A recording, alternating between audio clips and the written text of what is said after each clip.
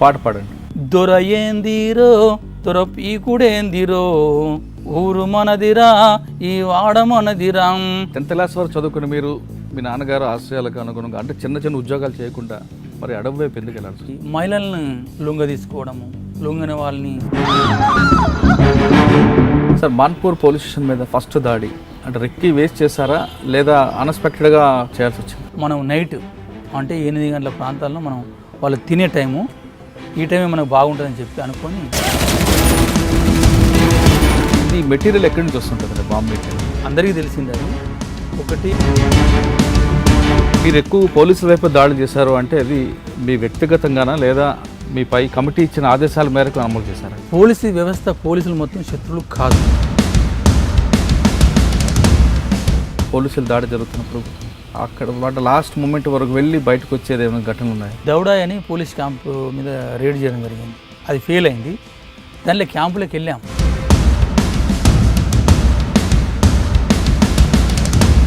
అతను తేరుకొని మా పక్కకే ఉన్నాడు సెంట్రీ. అసలు మేము గమనించలే. ఆ సెంట్రీ ఫైర్ చేయడంతో అక్కడ ఈ ఆపరేషన్ ఎందుకు ఫెయిల్ అయిందంటూ మీరు ఏమైనా దాని మీద రివ్యూ చేసుకుంటారా? సక్సెస్ అయినా ఫెయిల్ అయినా. కానీ మీ రికార్డులో ఒక 23 మంది పోలీసులు చంపిన దీంట్లో కూడా కనిపిస్తుంది. అసలు ఆ 23 మంది ఎలా చంపారు? 5గురే మేము పోయినాం. మైండ్స్ పెట్టి పేల్చంగా మెటోడోర్ మొత్తం. పార్టీలోకి వచ్చిన మహిళల పట్ల మీరు సానుభూతి చూపిస్తారా, గౌరవం చూపిస్తారా, లేదా మీ దగ్గర కూడా కొంత అరాచకాలు ఉన్నాయని కూడా వార్తలు వస్తుంటాయి? అది నిజమే? కొన్ని జరుగుతుంది, అది వాస్తవం. అంటే మహిళల్ని అక్కడ వెళ్ళిన తర్వాత ప్రజాస్వామ్యం ఉందనుకుంటున్నారా పార్టీలో? ప్రజాస్వామ్యబద్ధంగానే ఉంటుంది. అయితే కొన్ని విషయాల్లో కొంతమంది మహేందర్ కర్మ ఆపరేషన్లో జరిగింది. వాస్తవంగా మహేంద్ర కర్మ ఉంటాడు. ఇది కాంగ్రెస్ కాన్వాయ్ అనేది అసలు దీని మీద దాడి చేయాలని కానే కాదు. అడవిలోకి వెళ్ళి మీరు సాధించాలనుకుని సాధించారా లేదా? మేము అనుకునే సాధించాలి. అయితే మరి ఏం సాధించలేదని మీరే చెప్తున్నారు. కానీ ఎందుకు మరి అడవి బాట వదిలి జనంలోకి వచ్చారు? నాలో కొంత స్వార్థం అనుకోవచ్చు.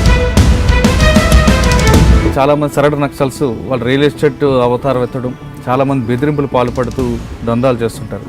అది చేస్తున్నారా? మనకు సరెండర్ అయినప్పుడు ఐజీ అనురాగ్ శర్మ ఉండే.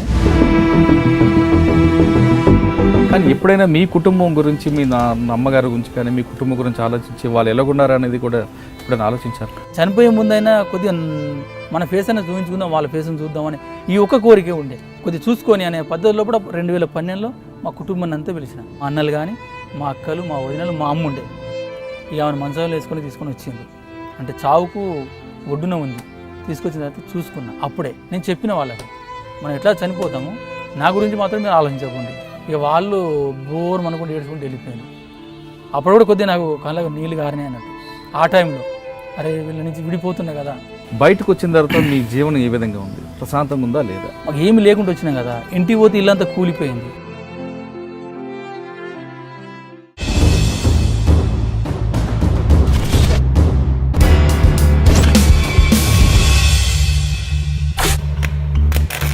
Welcome to confession. చిన్నప్పటి నుండి తుపాకీ పట్టుకొని అడవి బాట పట్టరు ఎవరు. అక్కడ పెత్తందారుల పోకడలు తట్టుకోలేక, దోపిడీదారుల అరాచకాలకు అధిగమించలేక తుపాకీ పట్టుకొని అడవి బాట పడతారు కొందరు. అడవిలోకి వెళ్ళి నిరంతరం ప్రజల కోసం ఎండనక వాననక కష్టపడుతూ ప్రజల కోసం పోరాటాలు చేస్తూ తమ ప్రాణాలు సైతం విడిచిపెడుతుంటారు కొందరు. అయితే అక్కడికి వెళ్ళిన తర్వాత ప్రజాస్వామ్యం కరువయ్యో, లేదా అక్కడున్న పరిస్థితులకి తట్టుకోలేకో, లేదా అనారోగ్య కారణాల వల్లతో తిరిగి జనజీవన స్రవంతిలోకి వస్తుంటారు కొంతమంది అన్నలు. అలాంటి అన్నలు అడవిలో ఎలాంటి కష్టాలు ఎదుర్కొన్నారు, తిరిగి జనజీవన స్రవంతిలోకి వచ్చిన తర్వాత వాళ్ళ పరిస్థితి ఏ విధంగా ఉంది అనే విషయాన్ని పరిచయం చేసే కార్యక్రమం ఇది. ఈ కార్యక్రమంలో ముందుగా ఉద్యమంలో మెంబర్గా వెళ్ళిన ఓ వ్యక్తి, స్టేట్ కమిటీ వరకు ఎదిగిన చంబాల రవీందర్ అలియాస్ అర్జున్తో ప్రారంభిస్తున్నాం. అర్జున్ చిన్న ఒక అక్కడ గ్రామంలో పరిస్థితులు తట్టుకోలేక అడవి బాట పట్టి అడవిలో ఎలాంటి కష్టాలు ఎదుర్కొన్నారు, ప్రజల కోసం అతను చేసిన కష్టాలు ఏంటి, ఎందుకు అడవి నుండి తిరిగి జనజీవన సంతలకు వచ్చారు, జనజీవన స్రవంతిలోకి వచ్చిన తర్వాత ఇక్కడ ఎలాంటి పరిస్థితి ఉంది, అడవిలో ఉన్నప్పుడు అతని కుటుంబ సభ్యులు ఎలాంటి కష్టాలు పడ్డారు, ఇప్పుడు ఎలా ఉన్నారు అనే విషయాన్ని రవీంద్రని అడిగి తెలుసుకుందాం. రవీంద్ర గారు నమస్తే. రవీంద్ర గారు, మీరు దాదాపు 2 దశాబ్దాలుగా అడవిలో ఉండి, అంటే దండకారణ్యంలో మీరు ఉండి, అక్కడ మీరు ఉద్యమానికి ఎలాంటి ఊపిరి పోసారు, అంటే ఉద్యమంలో మీరు ఎలాంటి పాత్ర చేసుకున్నారు, ఎందుకు అసలు మీరు అడవి బాట పట్టాల్సి వచ్చింది, అడవిలోకి వెళ్ళిన తర్వాత మీరు అనుకున్న లక్ష్యం సాధించారా లేదా, తిరిగి ఎందుకు బయటకు వచ్చారు, ఇప్పుడు ఎలాంటి జీవనం ఉన్నారు అనే విషయాలు చెప్పే ముందు ఒక్కసారి మీ ఫ్యామిలీ బ్యాక్గ్రౌండ్. నేను 1970లో పుట్టానండి. మాది తమ్మడపల్లి ఐ, అంటే తమ్మడపల్లి జీ ఒకటి ఉంటుంది, తమ్మడపల్లి ఐ గ్రామము, జఫర్గఢ్ మండలము. ఇప్పుడు ప్రస్తుతం జనగాం, ముందు వరంగల్ జిల్లాలో ఉండే. అయితే నేను 1975 వచ్చేసరికి, అంటే మా కుటుంబం సంబంధించింది, మాది పెద్ద కుటుంబమే, 7 సంతానం. మా నాన్న పేరు శంబాల సాయిలు, మా అమ్మ శంబాల నరసమ్మ. దాంట్లో 4 అన్నదమ్ములము, 3 అక్కలు. నాకు 3 అన్నలు, 3 అక్కలు, నేను లాస్ట్. అయితే వాళ్ళు ఎవరు చదువుకోలే. అయితే మా కుటుంబంలో వాళ్ళు ఆశించింది ఏంటంటే, ఈ లాస్ట్ చిన్నవాడైనా చదివిస్తే కొద్దిగా ఆ లెటర్స్, ఆ లెక్కలు అవి ఇవి రాస్తారని చెప్పి, నౌకరి కోసం ఏదో జాబ్ చేస్తాడని కాదు వాళ్ళ ఉద్దేశం. మన ఇంటి అవసరాలు తీర్చే విధంగా చదివిద్దామనే ఉద్దేశంతో వాళ్ళు నన్ను చదివించడం జరిగింది. నేను 10th పాస్ అయ్యాను, 3rd class, 85-86 last 10th class వరకు చదువుకుని మీరు మీ నాన్నగారు ఆశయాలకు అనుగుణంగా, అంటే చిన్న చిన్న ఉద్యోగాలు చేయకుండా మరి అడవి వైపు ఎందుకు వెళ్ళాల్సి? అదే చదువుకున్న తర్వాత ఇంటికాడ కొద్ది వ్యవసాయం ఉండే. అయితే నేను జాబ్ కోసం నేను వెతికాను. ఇక్కడ సన్నత్ నగర్ కంపెనీలో పనిచేద్దామని వచ్చాను. అయితే అక్కడ చాలా, అంటే నెలకు ఎంత 200-300 ఇస్తామన్నారు అప్పుడు. అది నచ్చలేదు. తర్వాత వేరే మా ఊరు అతన్ని డాక్టర్ ప్రభాకర్ అని ఇప్పుడు చనిపోయాడు, ఆయన వరంగల్ ఉండే. సరే హాస్పిటల్లో కూడా నాకు వాచ్మెన్గా తీసుకొని పోయాడు. అక్కడ కూడా కొద్దిగా నచ్చలే. నేను మళ్ళీ వచ్చాను. మళ్ళీ వచ్చిన తర్వాత కోఆపరేటివ్ బ్యాంక్ ఉంది మా దగ్గర, చిలివేరు గోవిందరాజు అని చైర్మన్, మా ఇంటి పక్కకే, మంచి అతడు. ఆయన నేచర్ క్యూర్ హాస్పిటల్ డాక్టర్. ఆయన మా ఊళ్ళో ఉంది అది. అంటే వాళ్ళకు మాకు విడిదీరాని సంబంధం అన్నట్టు ఆ డాక్టర్తో. అతను చైర్మన్. అయితే నా బాధలు తిరగలేక ఎక్కడ తిరుగుతూ ఏంది ఇది అంతా, ఇక్కడ నైట్ వాచ్మెన్గా ఉండు బ్యాంకులో అని చెప్పిండు. నైట్ వాచ్మెన్ ఉన్నా, నెలకు 300.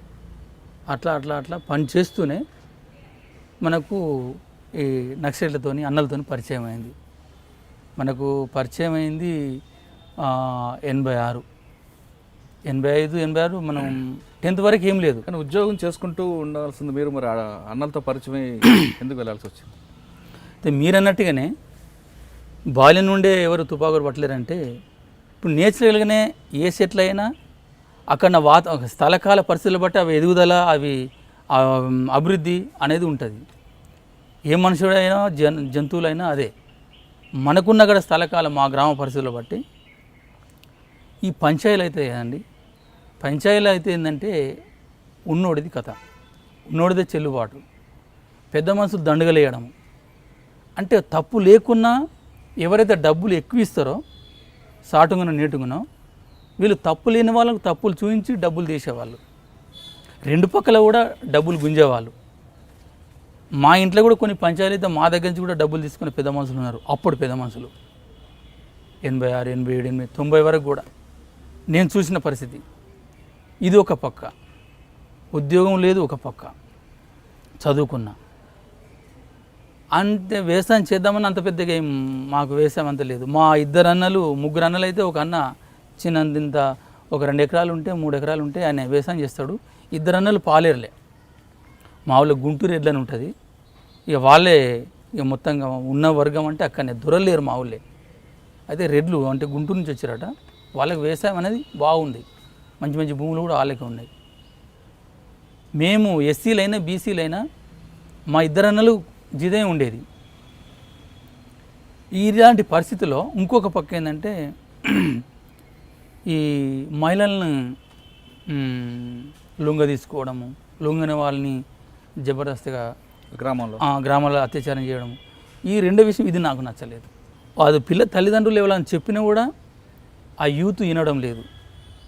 పోలీస్ స్టేషన్లో పోయినా వీరు ముందే పోయి పోలీస్ స్టేషన్లో కంప్లైంట్ ఇచ్చి పోలీసులో ఇక కరప్షన్ మీకు తెలిసే ఉంటుంది, ఆ లంచగొండితనం అది యథావిధిగా అది నడుస్తూనే ఉంది. దీనికి మార్గం ఏంటిది అసలు? మనం ఏమైనా అన్నా మనకు చెల్లుబాటు ఉండదు కదా.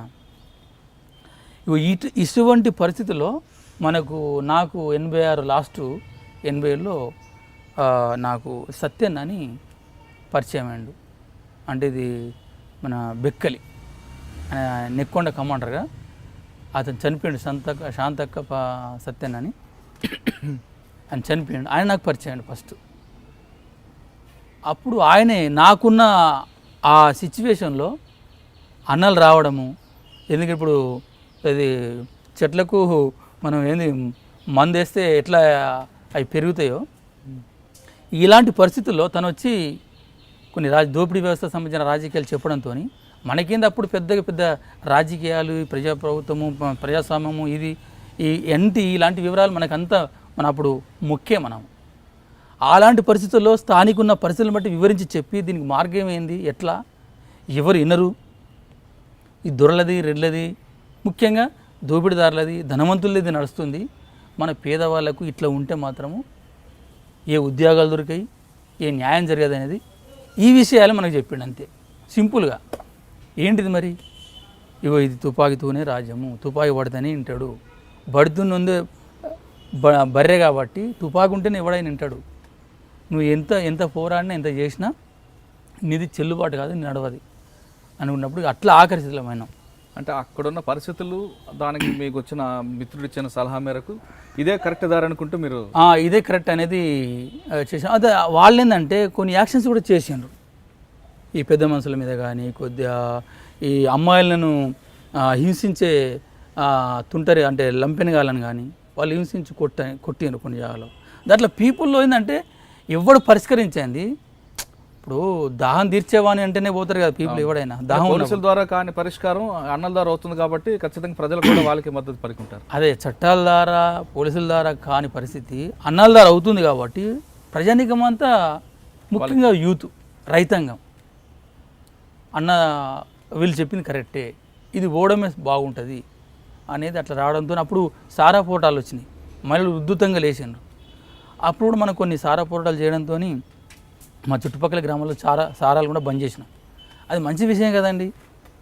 ఇప్పుడు సారా మత్తులో ప్రజలు చెడిపోతుండ్రు, అంటే వాళ్ళ ఆర్థికంగా కానీ శారీరకంగా కానీ. అది ప్రభుత్వాలు బంద్ చేయడం లేదు, బంద్ చేయాలి.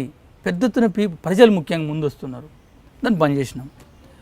వేరే ఇక్కడ మా లంబడతాండాలు ఎక్కువ అది సారా బట్టికి సంబంధించిన సారా అమ్మే వాళ్ళని కూడా కొద్దిగా వాళ్ళను కుట్టడానికి ఏం చేయలే, అవి ప్యాకెట్లు పంచడం అదంతా కొద్దిగా జరిగింది. దాంతో అతను కేసు పెట్టిండు. అదే మా ఊళ్ళో ఒక ఆయనే దొరికిండు, అతను నా పేరు కూడా చెప్పేసిండు. వర్ధనపేట మా పిఎస్ తీసుకుపోయిండు. అంటే మనం తప్పించుకున్నాం. అయితే ఇంటి మీద అంటే తప్పించుకున్నాం అంటే మనం బ్యాగుల్లో నైట్ వాచ్గా ఉండేది. అదే వాళ్ళు వచ్చే మూమెంట్కి కొద్దిగా పక్కకు పోయి పడుకునేది. ఇట్లా 3-4 సార్లు దాడి జరిగింది. సరే మరి దొరికితే ఉన్నది. నాకు ఒకటి ఏంటంటే నా నేచర్ ఏంటంటే ఏదైనా కొత్త విషయాలు నేర్చుకోవడం అనేది నాకు ఇది నా ఆలోచన, నా థాట్. ఏదైనా కొత్త విషయం. జైలు అంటారు, జైలుంది అసలు ఎన్ని రోజులు ఉంచుతారు జైలు. ఇది తప్పించుకునేది ఏంది? ఇంటి నుంచి ఒక 4, బయట నుంచి ప్రజల మద్దతు, మీరు కొట్లాడాలి, చేయాలి, మీరు ఉండాలనేది. ఇంటి నుంచి మనకేం వస్తుందిరా, మన కుటుంబం నాశనం అవుతుంది. నువ్వు ఎందుకు అందులో పోవుడు, మా బాధలేంది, పోలీసులు వచ్చి తొక్కుడేంది, ఇదేంది, మాట్లాడేంది, ఈ బోలిబోచలు వలగొట్టుడేంది. ఇక మా నాన్న అప్పటికి 83 అనుకుంటా, సరే 80 చనిపోయిండు. అయితే చనిపోయింది. మా అమ్మే ఉండే, ఇక మా అమ్మ ఒకటే మొత్తుకోవడం. ఇవన్నీ చూసిన తర్వాత సరే ఇక పడుకుంటా, వాళ్ళు రాని పట్టుకపోని అని చెప్పి నేను ఇక ఈ బాధలతో తట్టుకోలేక బ్యాంకులో పడుకున్నా. ఇక పోలీసు వాళ్ళకి ఇన్ఫర్మేషన్ ఎల్లోళ్ళు ఇస్తారు కదా, వాళ్ళకి చెప్పి ఉంచుతారు కాబట్టి వాళ్ళు వచ్చి తీసుకుపోయినారు. కొట్టిరు విపరీతంగా. ముఖ్యంగా వాళ్ళకి కావాల్సిన మీ ఆర్గనైజర్ ఎవరు, ఎక్కడ ఉంటాడు, ఆర్గనైజేషన్ ఎక్కడ ఉంటుంది మనకేం చెప్పిపోతారా? చెప్పరు కదా వాళ్ళు. ఏదో నైట్ వస్తారు, కలుస్తారు, ప్రోగ్రామ్ ఏమో చెప్తారు, ఏమైనా పంచాయలు ఉంటే అంటే అక్కడ కమిటీ సంఘాలు ఏవైతే ఉంటాయో సంఘాలు పలానోడు ఈరోడు అంటే ఇన్ఫర్మేషన్ ఇస్తే వాళ్ళ మీద హెచ్చరిక చేయడమా, పంచాయతీ చేయడమా వాళ్ళు చేస్తారు, నైట్ వెళ్ళిపోతారు. ఎక్కడ నాటారు చెప్పండి, మనం ఏమైనా చెప్తాం? మనకు బాగానే టార్చర్ చేసిండ్రు. నైట్ అంతా డే అంతా కిటికీలకు గొలుసులు వేసి వేలాడి తీసిండ్రు. అయితే ఆ బాధన ఏంటంటే ఇంకింత రెచ్చగొట్టే విధంగా ఉంది. వాళ్ళు చేసిన యాత రోకలు పెట్టి కొట్టిండ్రు, రోకల బండలు బట్టి ఒత్తేసారు, కొట్టిండ్రు. ఇక మనకు ఇక పోతురాండి కాదు. ఎందుకు ఈ పరిస్థితి? ఇంటికాడ చూస్తే అది పరిస్థితి, ఈడికొచ్చి ఇక పరిస్థితి. అసలు తుఫాయి పడడమే బాగుంటుంది. ఈ బాధలు ఎందుకు? ఈ ఊళ్ళు ఉండడం ఎందుకు? ఊళ్ళు ఉండా మనం మామూలుగా ఉండలేము. మార్గం ఏంటిది? అయితే వేరే వేరే మీ ఆర్గనైజేషన్ ఎక్కడున్నాడు ఏం కాదని వేరే పై ఆఫీసర్స్ కూడా ఎస్ఐలు సిఐలు వీళ్ళంతా వచ్చి అడిగారు. నాకైతే వాళ్ళ అడ్రస్ తెలియదు, నేను ఎక్కడికి పోలేదు. కాకపోతే నేను పోస్టర్లు వేసిన అవి వేసిన, కొద్దిగా ఊళ్ళో మాత్రం నేను పని చేసిన. కానీ ఎక్కడ ఉంటుంది నాకు అడ్రస్ తెలియదు అని చెప్పిన. అయినా కూడా నీ ఇష్టం రా, నువ్వు అడ్రస్ చెప్తున్నావు అంటే ఆర్గనైజర్ కదా అప్పుడు సిఓ, సెంట్రల్ ఆర్గనైజర్. ఆ ఆర్గనైజర్ నువ్వు అడ్రస్ చెప్తున్నావు, ఇంటికి పంపిస్తావు, లేదంటే జైలు పంపిస్తావు అన్నాడు. వాళ్ళ అడ్రస్ నేను ఎక్కడ చెప్పా? గమ్ము ఊకున్నా. జైలు పంపిండ్రు, వరంగల్ జైల్లో 3 నెలలు ఉన్నా. 3 నెలల తర్వాత మళ్ళీ బెయిల్కి వచ్చిన. అప్పటికి ఇదంతా ఇక 86, 87, 88, 89, 90 వచ్చేసింది.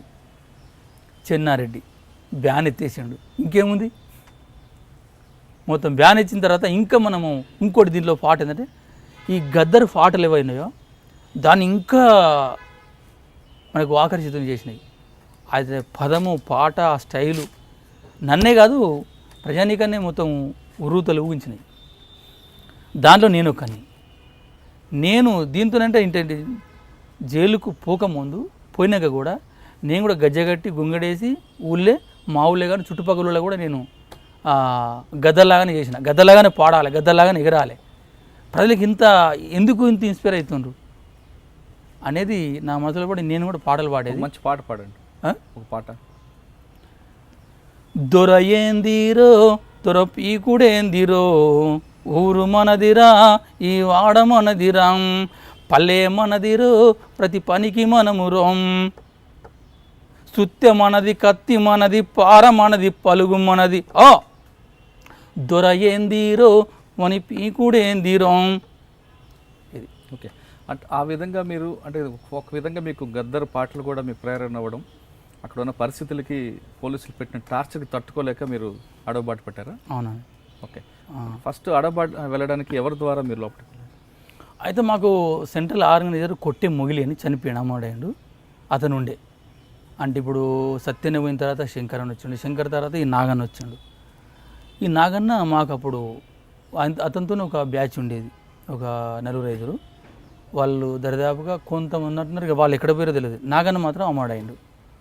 అతన్ని ఏంటంటే నన్ను వేరే జిల్లా కమిటీ మెంబర్ గుండెబోయిన అంజన్ అని ఉండే, అతనికి అప్పగించాడు. అతను ఏంటంటే మమ్మల్ని బస్సుల్ని అంటే వరంగల్ నుంచి ఒక 30-40 మంది, మొత్తం మీద బస్సులో 75 మంది ఉన్నాము. కరీంనగర్ నుంచి వచ్చిండ్రు, నిజామాబాద్ నుంచి వచ్చిండ్రు. మేమంతా ఈ వరంగల్ టౌన్లో అక్కడ గ్యాదరింగ్ అయినాము. అక్కడి నుంచి మనం మహాదేవపురాడులోకి వెళ్ళిపోయినాం.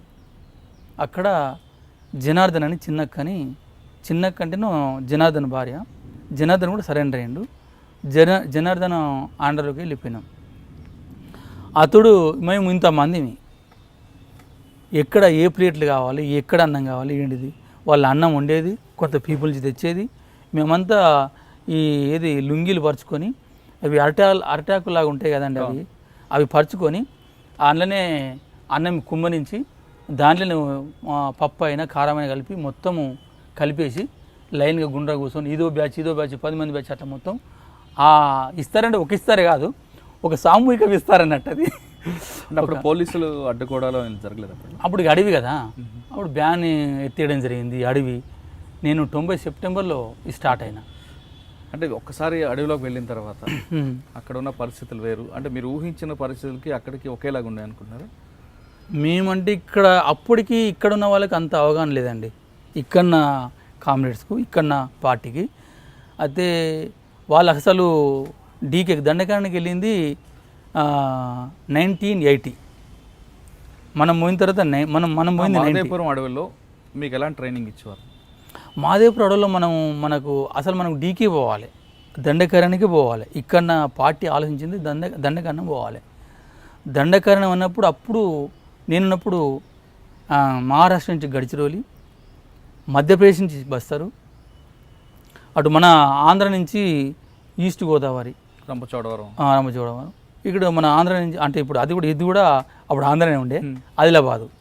ఇదంతా కలిపి దండకరణ స్పెషల్ జోనల్ కమిటీ ఒకటి ఉంది, ఈ ప్రాంతానికి పోవాలనేది. అందుకోసం మాకు ఇక్కడ మాదేపు ఉన్న వాళ్ళ సంబంధించిందంటే మాకు తిండి పెట్టి క్షేమంగా సాగనంపడమే వీళ్ళ పని. అయితే మధ్యలో పోతుంటే ఫిజికల్ ట్రైనింగ్ సంబంధించిన పీటీ అవి చేసుకుంటూ పోయేది. ఇక స్టార్ట్ అయింది. మహదేవరపురం నుండి బస్సార్ దండకార్యం వరకు అడవిలో నడుచుకుని వెళ్ళారా, లేదంటే మళ్ళీ బస్సుల్లో? ఇక అక్కడ ఏం వెహికల్ లేవు మాకు, దగ్గర అంత గుర్తులేదు కదా, ఒక 4 రోజులు పట్టవచ్చు. అలా చిన్నగా అంటే పేషెంట్ అయ్యేది, కాలు నొప్పులు ఇవి అట్లా మేము గోదావరి ఇంద్రవతి దాటి మేము అటు మహారాష్ట్రకి వెళ్ళాం. ఫస్ట్ మహారాష్ట్రలో మాకు ట్రైనింగ్ జరిగింది ఒక 4 రోజులు. ఆ ట్రైనింగ్ అయిన తర్వాత ముఖ్యంగా రాజకీయంగా మిలిటరీ పరంగా 2 రకాలుగా ట్రైనింగ్ ఉంటుంది. ఎందుకు రావడం జరిగింది, ఏంటిది, లక్ష్యం ఏంది, పార్టీ సిద్ధాంతం ఏంది, అక్కడ కొద్దిగా ప్రాథమికంగానైనా మాకున్న స్థాయిలో మనందరినీ దండకార్యానికి పంపడానికి కారణం ఏమనుకుంటున్నారు? అక్కడ నాయకత్వాన్ని పెంపొందించాలనేదే లక్ష్యం. అంటే ఇప్పుడు పార్టీ చాలా భవిష్యత్తును గ్రహించింది. కొండపల్లి సీతారామరావు అప్పుడు కొండపల్లి సీతారామయ్య తను ఆలోచించిందంటే దండకరణలో మనం ఎస్టాబ్లిష్ కావాలనేది. అక్కడ ఆ ప్రాంతంలో అరాచకాలు ఎక్కువ ఉండేవి అప్పట్లో. అట్లని కాదు కానీ అక్కడికి పోవడం ద్వారా అక్కడ అడవి ప్రాంతం కదా.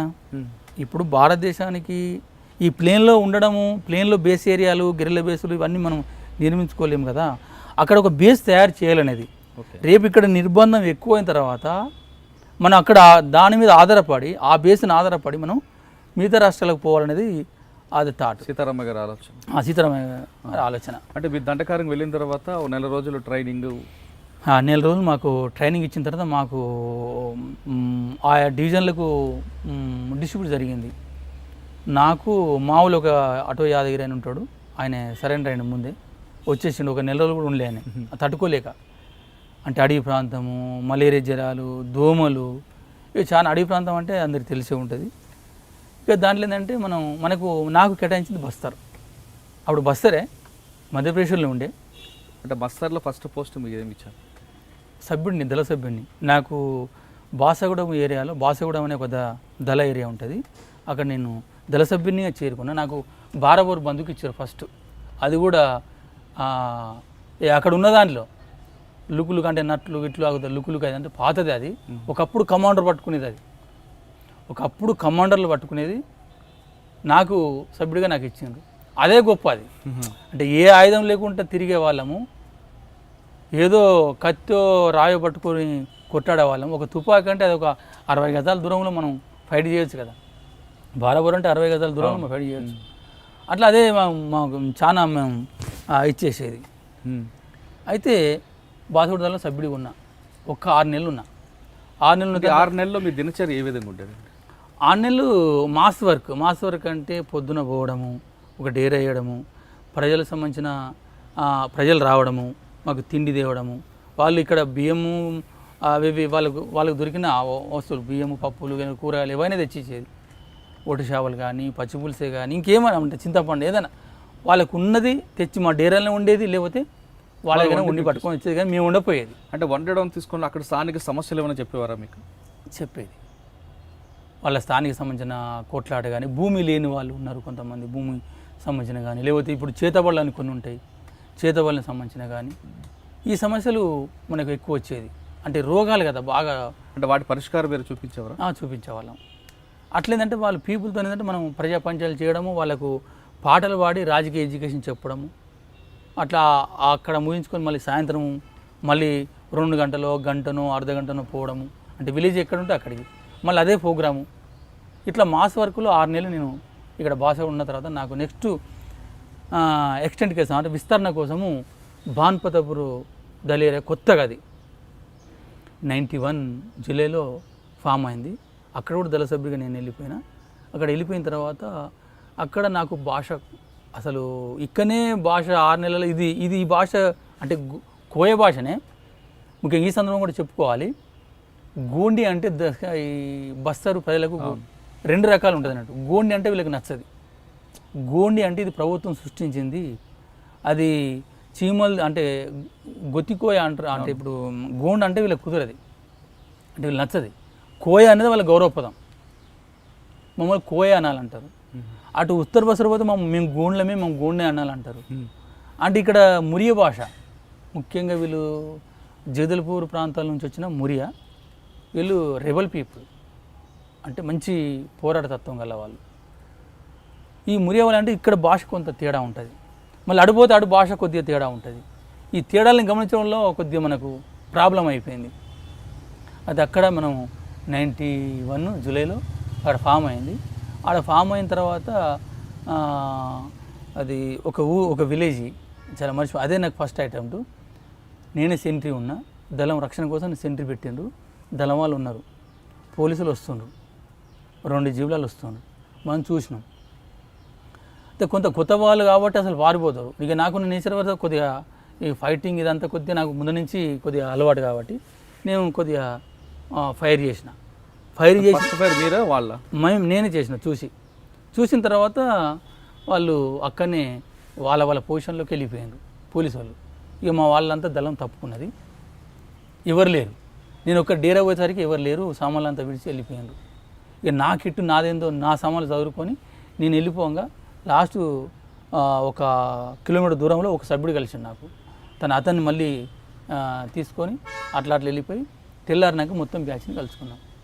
అదొకటి మా దళాన్ని రక్షించడంలో అది పార్టీ గుర్తించింది, ఇతడు ధైర్యవంతుడే, బాగానే కొట్లాడతాడు, దళాన్ని రక్షించుండు అనేది ఇదొకటి. దీన్ని బట్టి ఏం చేసినట్టే నాకు బాన్పతపూర్ దళం ఉన్నాయి కదా, ఇప్పుడు అప్పటికి మాస్ వరకే నడుస్తుంది.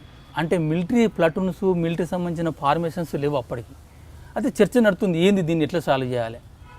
మనము పోలీసులను ఎదుర్కోవడానికి, భూసాలను అంటే ముఖ్యంగా ప్రజా వ్యతిరేకులను ఎదుర్కోవడానికి అసలు ఏంటిది మన తాడు, మాస్ వరకేనా, అసలు మిలిటరీ ఏంటిది అనేది ఆలోచన వచ్చిన తర్వాత 1994లో అది జూలై ఒక మిలిటరీ దళం అని ఏర్పాటు చేశారు.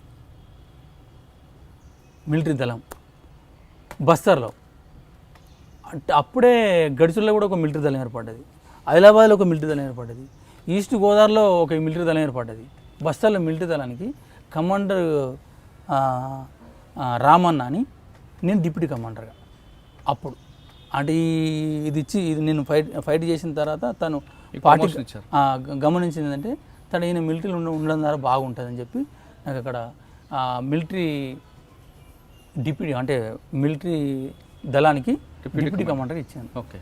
ఇక దారిలో అదైన తర్వాత ఏంటంటే మనకు ఇక ఫార్మేషన్ పెంచుకుంటూ పోవాలి కదా, రిక్రూట్ అవుతుంది, నాయకత్వం బలపడుతుంది. మళ్ళీ 95 ఏప్రిల్ అనుకుంటా, 95 ఏప్రిల్లో మిలిటరీ ప్లాటూన్ అనేది ఫస్ట్ పార్టీలనే అది గడిచిలో ఏర్పడ్డది.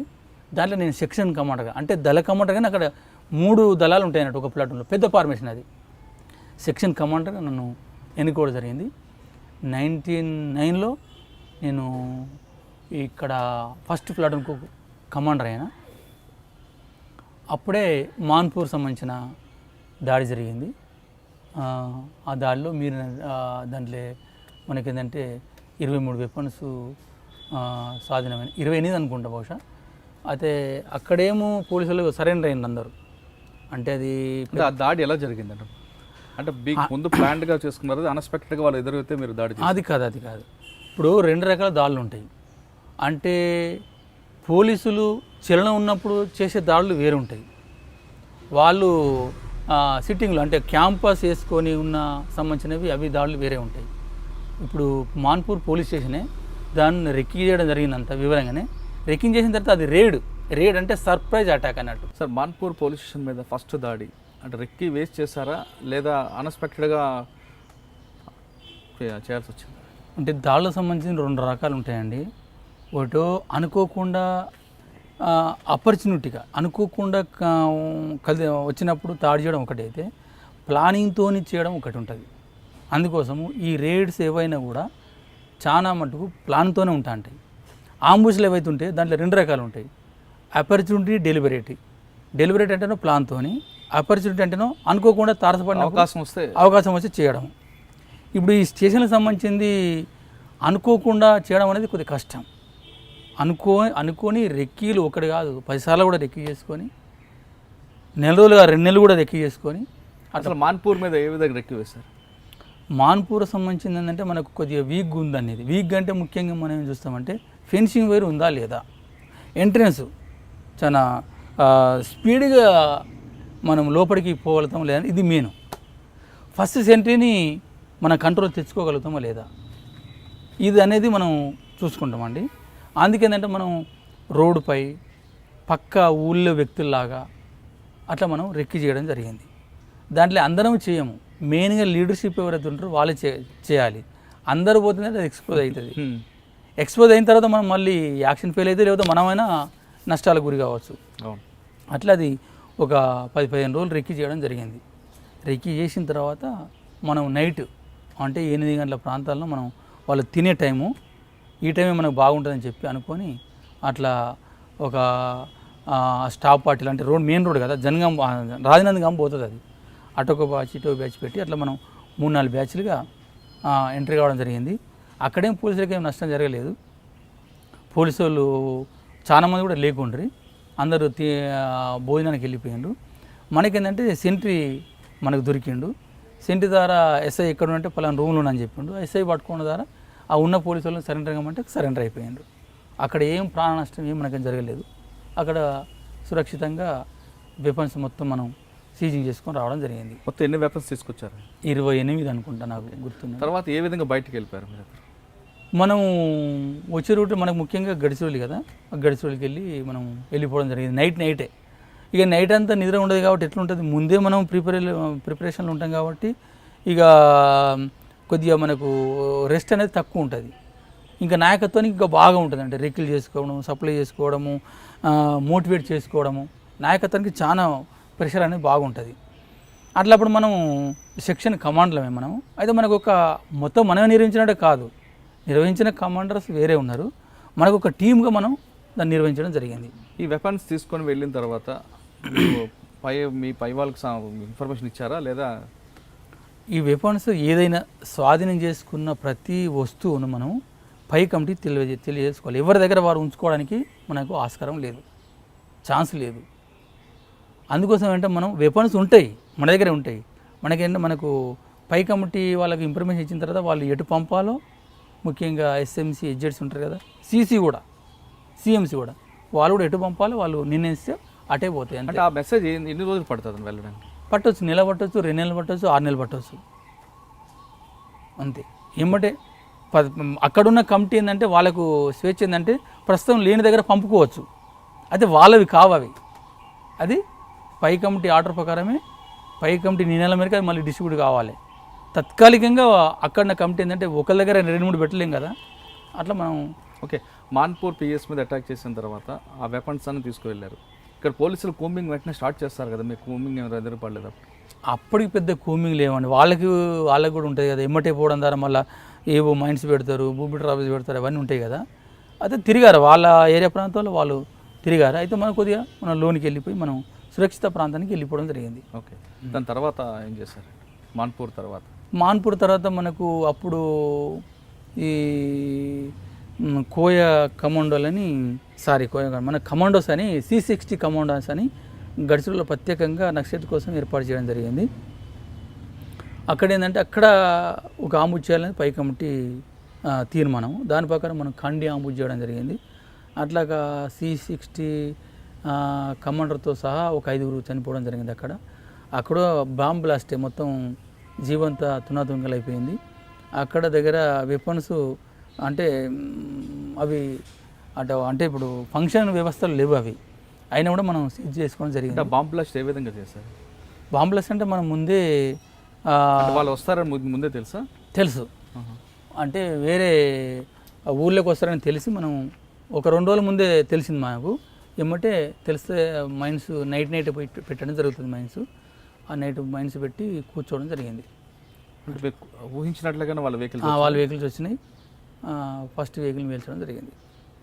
ఓకే, ఇది మెటీరియల్ ఎక్కడి నుంచి వస్తుంటుందండి బాంబ్ మెటీరియల్? ఇక బాంబ్ మెటీరియల్ అండి ఇక వివరాలకు మనం వెళ్ళలేము. అయితే అందరికీ తెలిసింది అది. ఒకటి ఫస్ట్ ఈ ఎక్స్ప్లోజివ్ అయినా ఆర్మ్స్ అయినా 3 విధాలుగా, అంటే కొనుక్కోవడము, స్వాధీనం చేసుకోవడము, తయారు చేసుకోవడం, ఈ 3 సోర్సే తప్ప ఇంకా మిగతా మనకు ఏం లేవు. ఓకే, అట్లా అక్కడ బాంబ్ బ్లాస్ట్ అయిన తర్వాత వచ్చిన వెపన్స్ని తీసుకుని వెళ్ళిపోయారు. ఓకే ఓకే, దాని తర్వాత ఇంకేం చేస్తారు అనేది? తర్వాత ఇక్కడ బాంబర్గఢ దగ్గర ఈ రోడ్డు పోసే రోడ్ ప్రొటెక్షన్ కోసం ఆర్ఓపి అంటారు, రోడ్ ఓపెనింగ్ పెట్రోలింగ్ బ్యాచ్ వస్తుంది.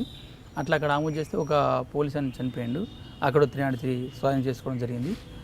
అట్లా ప్రయత్నాలు చానే జరగడం జరిగింది. మీరు ఎక్కువ పోలీసుల వైపు దాడి చేశారు అంటే అది మీ వ్యక్తిగతంగానా, లేదా మీకు శత్రువుగా భావించి రాజ్యం అడ్డుకుంటుంది శత్రువుగా భావించి మీపై కమిటీ ఇచ్చిన ఆదేశాల మేరకు అమలు చేశారా?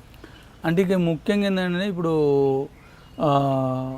పార్టీ రాజకీయాల ప్రకారం, సిద్ధాంతాల ప్రకారం పోలీసులు మొత్తం శత్రువులు కాదు.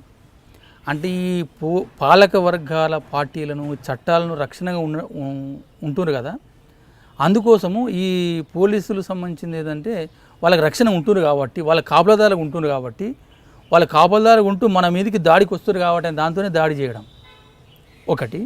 ఇంకోటి మావో చెప్పినట్టుగా ఏంటంటే నువ్వు యుద్ధం చేయాలంటే శత్రువే నువ్వు ఆయుధాగారం అన్నాడు. ఆయుధాలు ఎక్కడి నుంచి రావాలి? మళ్ళీ పోలీస్ క్యాంపుల మీదనో, స్టేషన్ల మీదనో, పోలీసుల మీద దాడి చేయాలి, ఆయుధాలు సంపాదించుకోవాలి. ఈ రెండో కోణం ఒకటి. వీటితోనే తప్ప అంటే ఆయుధాలను ఆమ్నేషన్ స్వాధీనం చేసుకోవడం ఒకటి. అయితే పాలక వర్గాలకు, చట్టాలకు వాళ్ళకు కాపలాగా ఉంటూ మనకే చంపడానికి, అంటే పార్టీని, ప్రజల్ని, అంటే విప్లవ ప్రజల్ని చంపడానికి వస్తుంది కాబట్టి ఈ 2 కోణాలతో చంపడం జరుగుతుంది.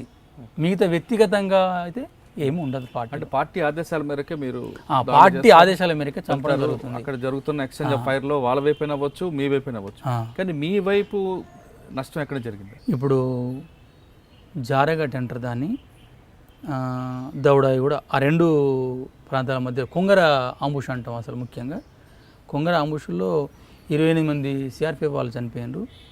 దాంట్లో 4 మావోయిస్టులు, నక్సలైట్లు చనిపోయినారు.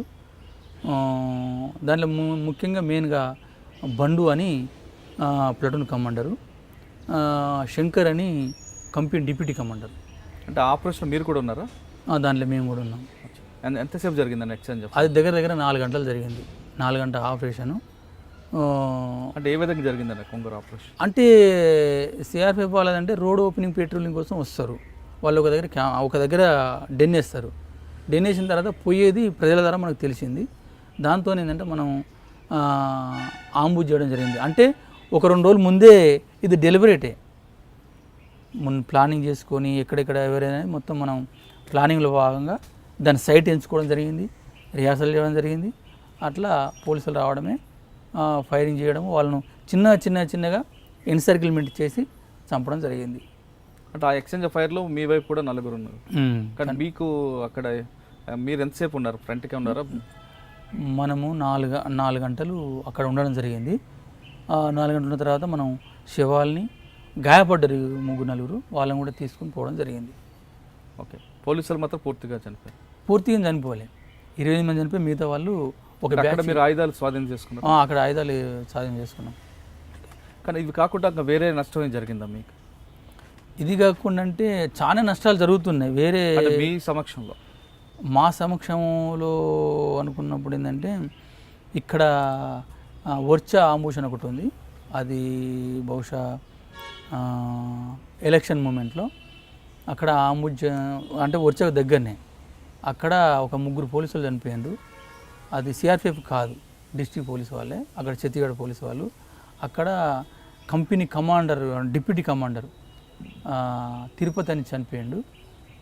ఒక ఇద్దరికి మహిళా కామ్రేడ్స్ మహిళలకు గాయాలైనాయి. ఓకే, అంటే మీరు ఎక్స్చేంజ్ ఆఫ్ ఫైర్లో కానీ లేదా మీ మీద పోలీసులు దాడి జరుగుతున్నప్పుడు అక్కడ అంటే లాస్ట్ మూమెంట్ వరకు వెళ్ళి బయటకు వచ్చేది ఏమైనా ఘటనలు ఉన్నాయా? అంటే మనకు ఇప్పుడు దౌడాయ్ అని పోలీస్ క్యాంపు మీద రేడ్ చేయడం జరిగింది, అది ఫెయిల్ అయింది. దానిలో క్యాంపులోకి వెళ్ళాము మొత్తమే, అంటే గోడను బ్లాస్ట్ చేసి నైటు క్యాంపులోకి వెళ్ళాము. అయితే చీకటి ఉండడంతో ఆ ముందు పోయే ఏవైతే పైలట్ టీమ్స్ ఏవైతే ఫ్రంటల్లో వెళ్తారో వాళ్ళు పోకుండా మిగతా బ్యాచ్ని అంతా ఆపేసారు.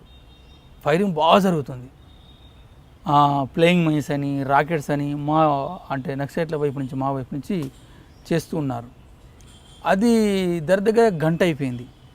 ఏమంటే సెంట్రీలు కొంత టెన్షన్ గురైపోయారు. ఎంతైనా ఒక గంట తర్వాత మళ్ళీ తేరుకుంటారు కదా, అతను తేరుకొని మా పక్కకే ఉన్నాడు సెంట్రీ, అసలు మేము గమనించలే. ఆ సెంట్రీ ఫైర్ చేయడంతో అక్కడ ఇద్దరు మహిళా కామ్రేడ్స్ చనిపోయారు. ఒక ఎగ్జిట్స్ మెంబర్ మంగ్తు అని అతనికి టెస్టులనే పడ్డది, అతను ఒక 3 రోజుల తర్వాత చనిపోయాడు. ఇక దాంట్లో ఏంటంటే మనం అసలు ఒక ఒక ఒక క్రిటికల్ పొజిషన్, ఇక చాలా ఒక 20-30 మంది దాకా మనం లోపలికి వచ్చేసినాం అన్నట్టు. ఇక అసలు ముందు పోవడం లేదు, ఇంకా రావడం లేదు. ఇంక అప్పటికి ముందు పోవడం ద్వారా మళ్ళీ మొత్తం ఉన్న పోలీసులంతా తేరుకున్నారు. వాళ్ళు వెపన్స్ కూడా పట్టుకున్నారు. వెపన్స్ పట్టుకున్నా కూడా మనం అటాక్ చేయవలసిందే. అయితే ఈ పట్టుకునే క్రమంలో కూడా ఎక్కడ వాళ్ళు అక్కడ ఆక్యుపై చేసుకోవాలి. అసలు ఎక్కడెక్కడ ప్రాంతాలకు పోవాలనో ఈ టైంలో పోవాలి వాళ్ళు. ఈ పోని పరిస్థితుల్లో మనం ఈ బయటికి వెళ్తామా లేదా ఎట్లా పరిస్థితి అనేది ఒకటి వచ్చిండే. అయితే ఏదైతే మనం గండి కొట్టినాం అంటే గోడను పేల్చి గోడ రంధ్రాల నుంచే అందరం వెళ్ళాము. ఇక వేరే రూటే లేదు మనకు. ఫెన్సింగ్ వైర్ కూడా మొత్తం ధ్వంసం అయిపోయింది. మళ్ళా అదే రూట్లో అందరం వచ్చాం. అదే బ్లాస్ట్ అయిన రంధ్రాల నుంచి మనం అందరం వచ్చాం. అప్పుడు మనకు అంటే వెళ్తామా లేదా చనిపోతామా అనేది అప్పుడు కొంత ఉండే. అయితే ముఖ్యంగా దాంట్లో ఉన్న వాళ్ళకంటే కొంతమందికి తప్ప మిగతా వాళ్ళు ఇప్పుడు ప్రాణం పోతానుకునే భయపడతాడు. ముఖ్యంగా ప్రాణమే కదా, దానికంటే ఈ ఆస్తి పోతుంది ఇది పోతుంది అని అక్కడ ఏం లేదు కదా. ఉన్నది ఇప్పుడు తల్లిదండ్రులను వదులుకున్నాము, అందరిని వదులుకున్నాం, బంధువులందరూ వదులుకున్నాం కాబట్టి ఉండేది ఒక ప్రాణమే మనతో. ప్రాణానికి అంటే ప్రజల కోసం అక్కడ ఎడ్యుకేషన్ రాజకీయాలు ఎట్లుంటాయంటే ప్రజల కోసం ప్రాణం ఇస్తాం అంతే, మనకు పోయేది ఏమీ లేదు. అవును, బానిస సంఖ్య. ఆపరేషన్ ఫెయిల్ అయ్యి బయటకు వచ్చిన తర్వాత ఈ ఆపరేషన్ ఎందుకు ఫెయిల్ అయిందంటూ మీరు ఏమైనా దాని మీద రివ్యూ చేసుకుంటారా? అదే ఆపరేషన్ సక్సెస్ అయినా ఫెయిల్ అయినా రివ్యూ కంపల్సరీ. మళ్ళీ ఆపరేషన్ సక్సెస్ అయినా ఊకోవడం కాదు, ఆ సక్సెస్లో లోపాలు ఏంటిది పాయింట్ టు పాయింట్. మళ్ళీ ఒకవేళ కమాండర్ తప్పించుకున్నా చెప్పడంలో సభ్యులు సూచిస్తారు. సభ్యులు ఓ కమాండర్గా నువ్వు నివర్తించలేదు, ఇక ఫలానిగా ఇదని విమర్శ పెడతారు. దాన్ని మళ్ళీ ఆత్మవిమర్శ చేసుకోవాలి. అది సమీక్ష కంపల్సరీ ఉంటుంది. ఏ చిన్న రాజకీయ విషయాలు కానీ మిలిటరీ విషయాల్లో కానీ సమీక్షలు కంపల్సరీ ఉంటాయి. అందుకోసం కదా ఈ ఉద్యమం డెవలప్ అయ్యేది. ఎవరి తప్పులు వాళ్ళు, ఏ నాయకుడైనా, సీసీ సెక్రటరీ అయినా సీసీ మెంబర్స్ అయినా ఎవరినైనా, కాకపోతే కొంతమంది భయభ్రాంతులతో విమర్శ పెడితే లేదా సూచిస్తే ఎట్లుంటుంది ఏందన్నదే దాంతో తప్ప అట్లా ఏంటంటే దాంతోనే పార్టీ మేము తప్పులైనా ఒప్పుకుంటున్న నాయకత్వము, ఇది మెయిన్. ఓకే, ఆ విధంగా మీరు ఇంకెన్ని ఆపరేషన్ చేస్తుంటారు? ఇక అట్లా చెప్పుకుంటూ పోతే చాలా ఉన్నాయండి. ఇప్పుడు బాసగూడము 98, అప్పుడు జింజార్ అనేది సీరియస్గా ఉంది. అక్కడ మనకు ప్లటూన్ నిర్మాణం అయిన తర్వాత అక్కడికే పంపడం జరిగింది. అక్కడ ఒక మెటడోన్ పిలిచడం జరిగింది. అక్కడ 16 మంది చనిపోయారు. అయితే వేరే ఒక పోలీస్ జీ కూడా వచ్చేసింది ఆడికే. అయితే దాన్ని కూడా చేసుకొని దాని మీద అటెంప్ట్ చేసినాము. అయితే పోలీసు వాళ్ళు ఏంటంటే పక్కకు ఈ రోడ్డు పోసే గుంతలు ఉంటాయి కదా, దాంట్లో దూకి అన్నారు. దూకి ఏం చేసినట్టు దగ్గరనే ఉంటుంది పోలీస్ క్యాంపు. వాళ్ళు రిటాలియేట్ చేసింది, ప్రతిఘటించింది. దాంతో మనకేందంటే అది కొద్దిగా జాప్యం జరిగి ఒకటి తినాడితే దొరికింది. అయితే దానికి మీద సమక్ష కమాండర్గా మనమే ఉంటుంది. అయితే మనం ఏంటంటే దాన్ని కొద్దిగా మనం ఇంకా దాన్ని అడ్వాన్స్ చేయించి ఉన్న వాళ్ళని కూడా చంపి తీసుకురావాలనేది దాంట్లో సమీక్ష చేయడం జరిగింది. ఓకే, కానీ మీ రికార్డులో ఒక 23 మంది పోలీసులు చంపింది ఇంట్లో కూడా కనిపిస్తుంది. అసలు ఆ 23 మంది ఎలా చనిపోయారు? నారాయణపూర్లో ఏంటంటే అది కూడా ఎక్కడైతే ఇప్పుడు పార్టీ ఏం ఆలోచిస్తుందంటే ఎక్కడైతే రిప్రెషన్ దమన్ ఎక్కువ ఉంటుందో అక్కడ తగ్గించాలంటే పీపుల్ నుంచి డిమాండ్ వస్తుంది. ఫస్ట్ ఏం చేస్తారు ఇప్పుడు అక్కడ ఏంటంటే నిర్మాణాలు అయిపోయినాయి, ఊరంతా పార్టీనే. పోలీసులు వచ్చి కొడుతున్నప్పుడు చేస్తున్నప్పుడు ఏంటిది రక్షణ, మీరు ఏం చేస్తారు అనేది ఒక పీపుల్ నుంచి ఒకటి ఇది వాళ్ళు అడుగుతారు, ప్రశ్నిస్తారు, ఎడిపోయింది ఏంటిది, మా పరిస్థితి ఏంది, సంఘాలు నువ్వంటారు, సంఘాలు పెడతారు, కొట్లాడాలంటారు. వాళ్ళు వచ్చి మీద పడిన తర్వాత మేము అంతమందితో మేము ఎంతసేపు కొట్లాడతాం, మరి మీరు ఎడిపోయినారు అనే ప్రశ్నిస్తారు. కాబట్టి పార్టీ మళ్ళీ డిసైడ్ చేసి ఎక్కడైతే దమన్ ఉంటుందో, ఎక్కడ రిప్రెషన్ ఉంటుందో అక్కడికి ఒక దెబ్బ కొట్టాలి, శత్రువులు కొద్దిగా మనం వెనక్కి తగ్గించాలి. దాంతో అప్పుడు నారాయణపూర్ నుంచి ఇటు మాడుకు వచ్చేది, అబూజ్ మాడుకు వచ్చేది, అట్లా ఆపరేషన్ చేసి వెళ్ళిపోయేది అన్నట్టు వాళ్ళు. మనం అక్కడ దెబ్బ కొట్టాలనేది మనం ఎక్కువ మంది కాదు అక్కడ 5 మ్యాన్ ఆర్మీ అని అంటే 5గురమే పోయినాం. ప్లేన్ ఉంటుంది, మైండ్స్ పెట్టి పేల్చిన ద్వారా మెటోడోర్ మొత్తం బ్లాస్ట్ అయిపోయింది. అక్కడ ఎస్పీతో సహా 24 మంది చనిపోయారు. ఎవరితో? ఎస్పీతో సహా.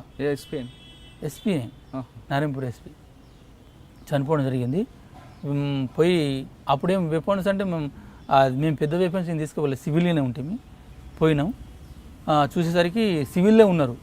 పెద్ద డౌట్ వచ్చింది మనకు, ఏంటి సివిల్ ఉన్నారు అని చూసేసరికి వెపన్స్ అవపడాయి. అమ్మ బతికిపోయినవారా, సివిల్ ఉండే వెళ్తే మాత్రం ఇక కమాండ్ నుంచి కింది దింపవలసిందే. ఏంటిది, ఏం చూసి ఫైర్ చేసినావు అంటే సివిలియన్ చంపేస్తే మాత్రం చాలా క్రిటికల్గా విమర్శలు వస్తాయి. ఇది కాకపోతే వదులుకో, సివిల్ చంపడం సివిల్ అంటే ప్రజల కోసమే కదా నువ్వు కొట్లాడేది. నువ్వు ప్రజలను చంపితే, మనమే చంపితే అసలు ఏంటి సిచ్యువేషన్. ఎంతమంది? 25 మంది చనిపోయారు అప్పుడు. 24 మంది. కొంగ నారాయణపూర్ 2010. అక్కడ ఏంటంటే మనం పోయిన తర్వాత వెపన్స్ అవ్వబడ్డాయి. అక్కడ మనకు ఒక 13 వెపన్స్ దొరికినాయి.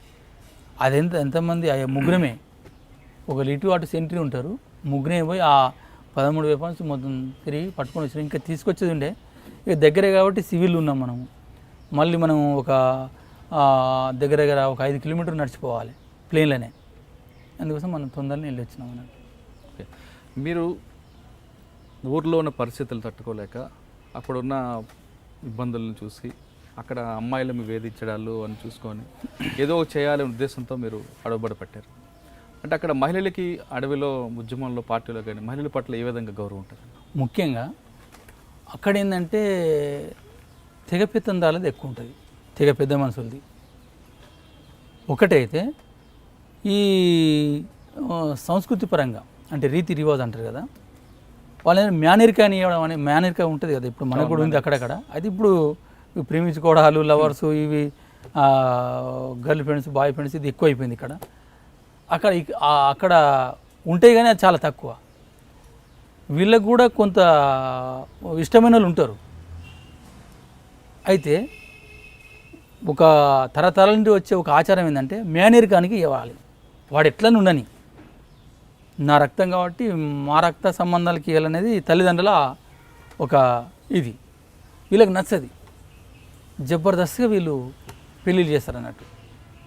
దాంతో తప్పించుకొని వస్తారు, మళ్ళీ గుంజుకపోతాడు, మళ్ళీ వస్తాడు. అట్లాగే ఒక రాక్షసత్వంగా అంటే రాక్షస పెళ్ళిళ్ళని మనం ఒక చరిత్రలో వింటాం కదా, ఆ రకంగా వాళ్ళ ఇది ఉంటుంది అన్నట్టు. దాంతో మహిళకి ఏంటంటే మా స్వేచ్ఛను మేము స్వతంత్రంగా మా తల్లిదండ్రులు కానీ తెగ పెద్దలు కానీ మమ్మల్ని పట్టించుకోరు. అయితే పార్టీ పార్టీ ప్రజాస్వామ్యబద్ధంగా, పార్టీ ఆర్థికంగా కానీ రాజకీయంగా కానీ ప్రజాస్వామ్యం కానీ మనకిచ్చే మర్యాదలో కానీ అది బెటరు అనేది మహిళలో ఒకటి ఉంది, మాకు రక్షణ ఉంది అక్కడ. అంటే ఆ విధంగా పార్టీలోకి వచ్చిన మహిళల పట్ల మీరు సానుభూతి చూపిస్తారా, గౌరవం చూపిస్తారా, లేదా మీ దగ్గర కూడా కొంత అరాచకాలు ఉన్నాయని కూడా వార్తలు వస్తుంటాయి, అది నిజమే? మహిళలు ఎక్కువ వస్తారు కదా, దీంట్లో కొన్ని జరుగుతాయి, అది వాస్తవం. అంటే మహిళల్ని కొంతమంది అంటే ఇప్పుడు ఏంటంటే ఇప్పుడు ఒడ్లల్లో 2, 3, 4 రాళ్ళు ఉంటే మొత్తం ఒడ్లలో రాళ్ళు ఉన్నాయని చెప్పే పరిస్థితి ఇక్కడ వచ్చింది. వాస్తవం అది కాదు. ఒకవేళ అదే పరిస్థితి ఉంటే మహిళలు ఎవరు ఉండరు. పార్టీలు నేను చెప్పదలుచుకున్నది, ఒకవేళ అదే అరాచకత్వం, అదే దౌర్జన్యం, అదే మహిళలపై కించపరిచే విధంగా మహిళల్ని అంటే జబర్దస్తిగా వాళ్ళని చేసే విధంగా ఉంటే మాత్రం మహిళలు పార్టీలో ఉండరు. వాళ్ళు ఇంటికి వెళ్తారు, వాళ్ళ ఊరు అది ఎక్కడే, వాళ్ళు ట్రైన్ ఎక్కి బస్సులకి ఎక్కడ పోవాలని అవసరం లేదు వాళ్ళకు. అయితే వాళ్ళకు ఏంటంటే కొంత అప్రజాస్వామ్యంగా, అంటే వాళ్ళ కోరికలు కొంతమంది వాళ్ళు పెళ్లి చేసుకోవాలని కొంతమంది యువకులు, కొంత నాయకులు, కొంతమంది ఇట్లా కొంతమంది అయితే అది చేస్తున్నారు. దాని విమర్శలు, మళ్ళీ వాళ్ళని డిమోట్ చేయడము, సస్పెండ్ చేయడము, అంటే సభ్యుని నుంచి మొదలుపెడితే నాయకుల వరకు కొంతమందిలో ఉంది ఇది.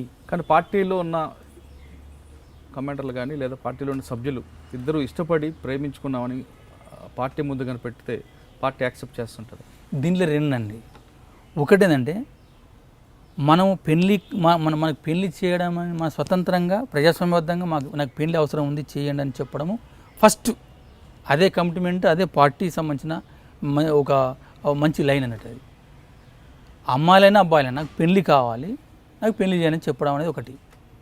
ఇది రెండోది, వీళ్ళు ముందే నిర్ణయించుకొని మనం పెళ్లి చేసుకుందామా అనేది నిర్ణయించుకొని పార్టీ చెప్పడం రెండు.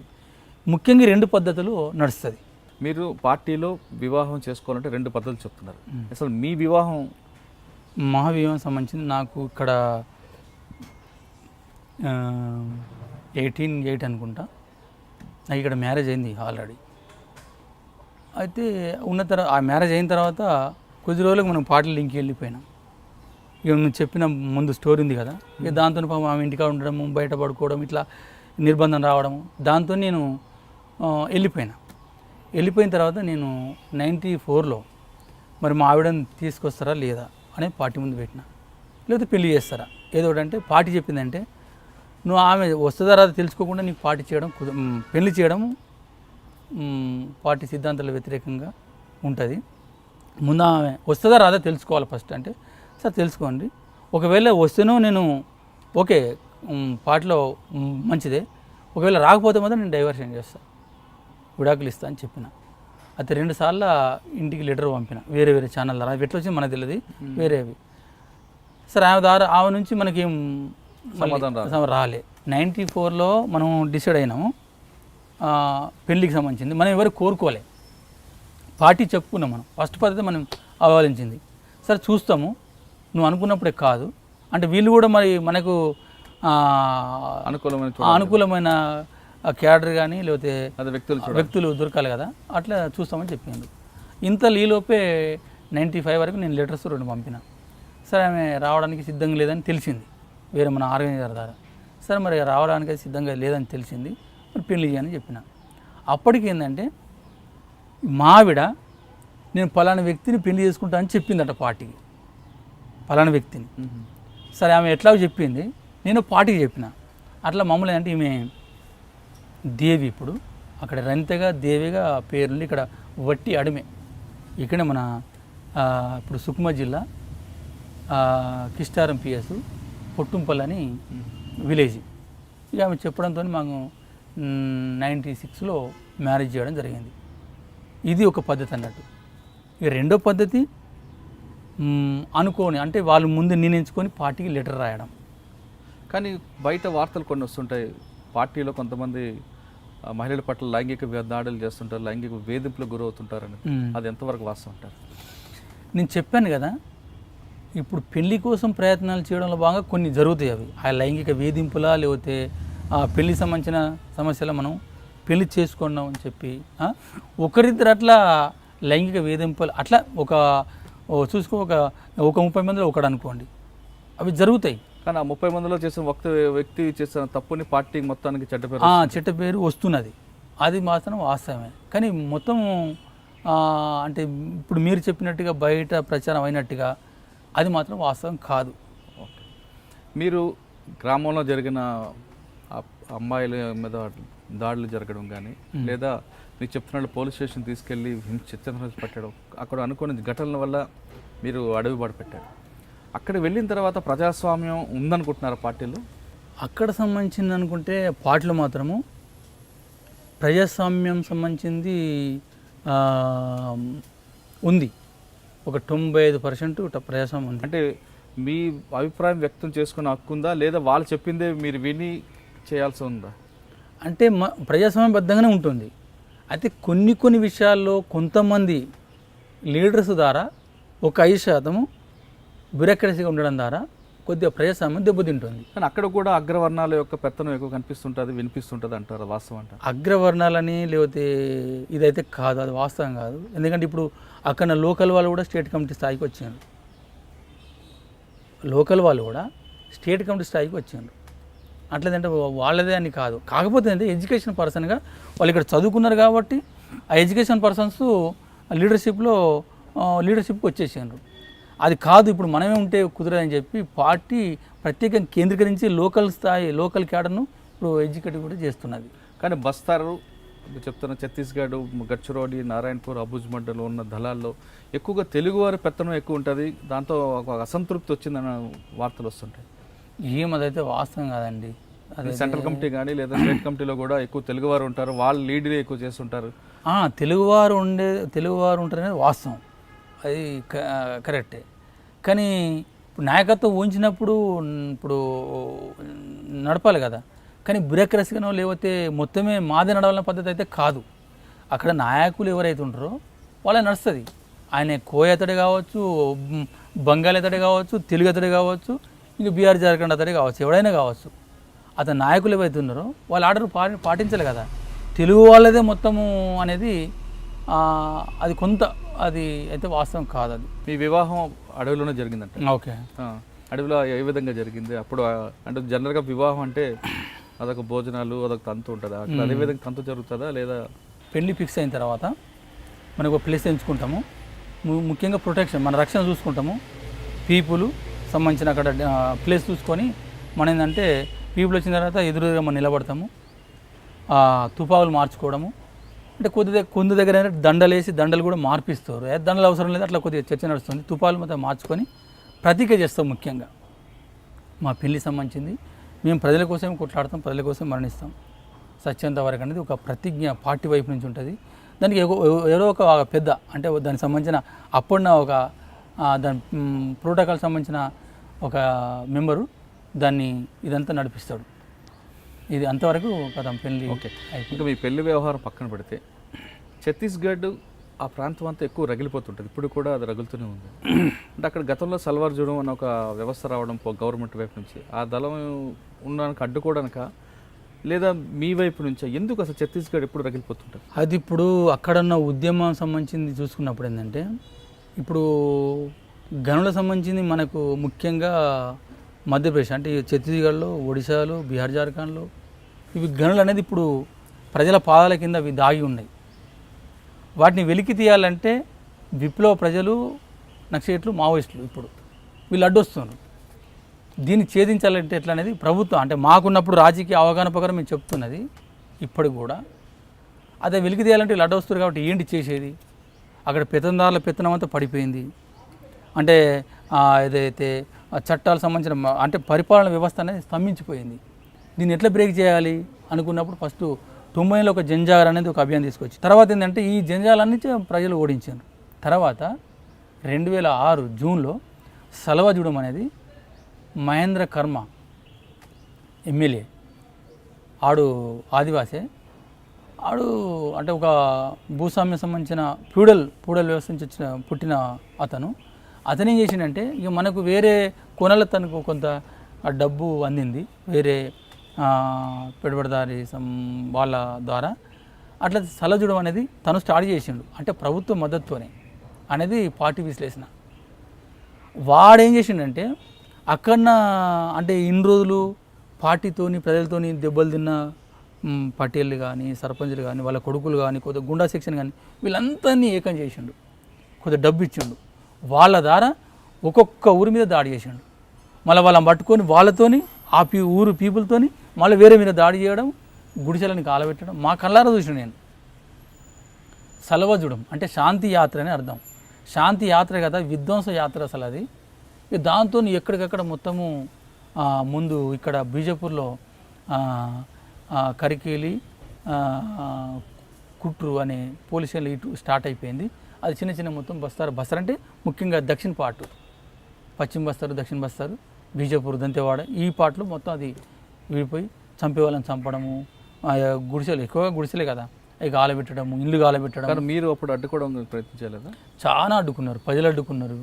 అట్లా అడ్డుకొని లాస్ట్కు దీని అసలు లీడర్స్ ఎవరు, లీడర్స్ కూడా చాలామంది ఈ సలజూడం సంబంధించిన వాళ్ళంతా చనిపోయారు. ఆఖరి మహేంద్ర కర్మ కూడా చనిపోయాడు. మహేంద్ర కర్మ ఆపరేషన్ ఎలా జరిగింది? మహేంద్ర కర్మ ఆపరేషన్ అంటే మనకు అప్పుడు సమీక్షించిన రిపోర్ట్ ఏంటంటే వాస్తవంగా మహేంద్ర కర్మ ఉంటాడు, ఇది కాంగ్రెస్ కాన్వాయ్ అనేది అసలు దీని మీద దాడి చేయాలని కానే కాదు. మిన్ప అనే ఒక క్యాంప్ ఉంటుంది, ఆ క్యాంపు కోసం 7 వెహికల్లో పోలీసులు పోయిండ్రు. వాళ్ళు తిరిగి వచ్చే క్రమంలో దాడి చేద్దామని అక్కడున్న అంబుష్ బ్యాచ్ ఆలోచించింది. వాళ్ళు అసలు క్యాంప్ వేసారు, క్యాంపు కోసం అని వాళ్ళు పోయారు. వీళ్ళు అంటే కూమింగ్ కోసం పోయి వస్తారని చెప్పి వీళ్ళు అనుకున్నారు అక్కడున్న వాళ్ళు. అయితే అనుకోకుండా పరివర్తన యాత్ర అనేది సుఖంగా జరిగింది.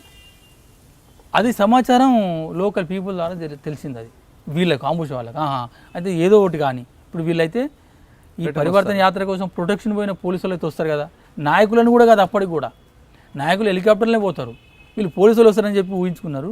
మొత్తం కాన్వాయ్ మీద అంబుష్ చేయడం జరిగింది. అప్పుడు ఏంటంటే దాంట్లో వీళ్ళు చనిపోవడం జరిగింది. ఓకే, అంటే మీరు ఛత్తీస్గఢ్ కానీ అంటే జార్ఖండ్, బీహార్లో అన్ని ప్రాంతాల్లో జరిగిన అన్ని విధ్వంసాలను కూడా చూసుకొచ్చారు. అయితే ఫైనల్గా వస్తుంటే మీరు అనుకున్నది అడవిలోకి వెళ్ళి మీరు సాధించాలనుకుని సాధించారా లేదా? ఇప్పుడు సాధించడం అనేది పెద్దది దీర్ఘకాలిక లక్ష్యం. అది అంటే ఇప్పుడు పార్లమెంటరీ ప్రజాస్వామ్యాన్ని మొత్తం రద్దు చేసి ప్రజల ప్రజాస్వామ్యాన్ని అంటే విప్లవ ప్రజాస్వామ్యాన్ని తీయడం అంటే అది చాలా దీర్ఘకాలిక లక్ష్యం. అది ఎన్ని సంవత్సరాలు పడుతుంది, అంటే 100 ఏళ్ళు పడుతుందా, ఎంత పడుతుందో చెప్పడం మనకు కష్టం. అది ఒక అగ్ని పరీక్షనే. అయితే మావో చెప్పిన ప్రకారం ఏంటంటే ఇప్పుడు బలమైన శత్రువు కాబట్టి బలహీనమైన ప్రాంతాల్లో మనం ఉంటూ మన గెరిల్ల బేసుల్ని మనం మన హ్యాండ్ ఓవర్ చేసుకుంటూ ఒక్కొక్క ప్రాంతాన్ని మనం మన కబ్జాలో తీసుకుంటూ అట్లా మొత్తం దేశాన్ని ఆక్రమించుకోవాలని దీని మొత్తం థాటు. దాంట్లో భాగంగా మనం ఛత్తీస్గఢ్లో ముఖ్యంగా బీహార్, జార్ఖండ్, ఒడిశా ఇటు దానిలో గిరిల బేసులు అంటే తాత్కాలికమైన ఒక బేసులు అంటే స్థావర ప్రాంతాలు, అవి నిర్మాణించాలనే లక్ష్యంతో అక్కడ ఎంటర్ కావడం జరిగింది. ఇప్పుడు గిరిల బేసులు సంబంధించిన అయితే కొన్ని ఉన్నాయి, నడుస్తున్నాయి. కానీ మీరు అనుకుంది సాధించారా లేదా? మేము అనుకున్నది ఎక్కడ సాధించలే కదా, ప్రజలకు ఎక్కడ రాజ్యం వచ్చింది, రాలే కదా. మేము అనుకున్నది సాధించాలి. అయితే అక్కడున్న పీపుల్కి 25 సంవత్సరాలు, మేము ఇక్కడ బతికింది నేను 20 ఇయర్స్, అక్కడ 25 ఏళ్ళు ఉన్నా, మళ్ళీ ఇప్పుడు నేను వచ్చి 4 ఏళ్ళు అవుతుంది. అయితే నా యవ్వనం అంతా మొత్తము ప్రజల కోసమే నేను దానపోసిన, ప్రజల కోసమే నేను అర్పణ చేసిన. అప్పుడు ఎలాంటి శశపిశలు ఏం లేవు, పోయింది ప్రాణం తప్ప. అయితే ప్రజల కోసం అయితే స్వేచ్ఛ చేసిన 25 సంవత్సరాలు అయితే. కానీ 25 సంవత్సరాలు మీరు ప్రజల కోసం అడవిలో ఉండి ఎండనక వాననక తిరిగి మీ ఆరోగ్యం పాడు చేసుకొని ఉండేవాళ్ళు మీరు. మరి ఏం సాధించలేదని మీరే చెప్తున్నారు, కానీ ఎందుకు మరి అడవి బాట వదిలి జనంలోకి వచ్చారు? అంటే సాధించడం అంటే ఇప్పుడు లక్ష్యాన్ని సాధించలేదు, లక్ష్యంలో ఉన్న కొన్ని సమస్యల్ని, కొంత ప్రజాస్వామ్యాన్ని మనం సాధించినాం. ఇవాళ ఇప్పుడున్న ఏ ప్రభుత్వాలైనా కూడా ఇన్ని సంస్కరణలు కానీ ఎందుకు వచ్చు? ఇప్పుడు ప్రజలకు ఎక్కడైనా గతంలో పోలీస్ స్టేషన్లో పోయి మాట్లాడే గరీబ్ వ్యక్తి అంటే పేద వ్యక్తి ఎవరు లేరు. ఇప్పుడు ఎందుకు పోయి మాట్లాడుతున్నారు? అది ఎట్లొచ్చింది? అది పార్టీ ద్వారానే వచ్చింది.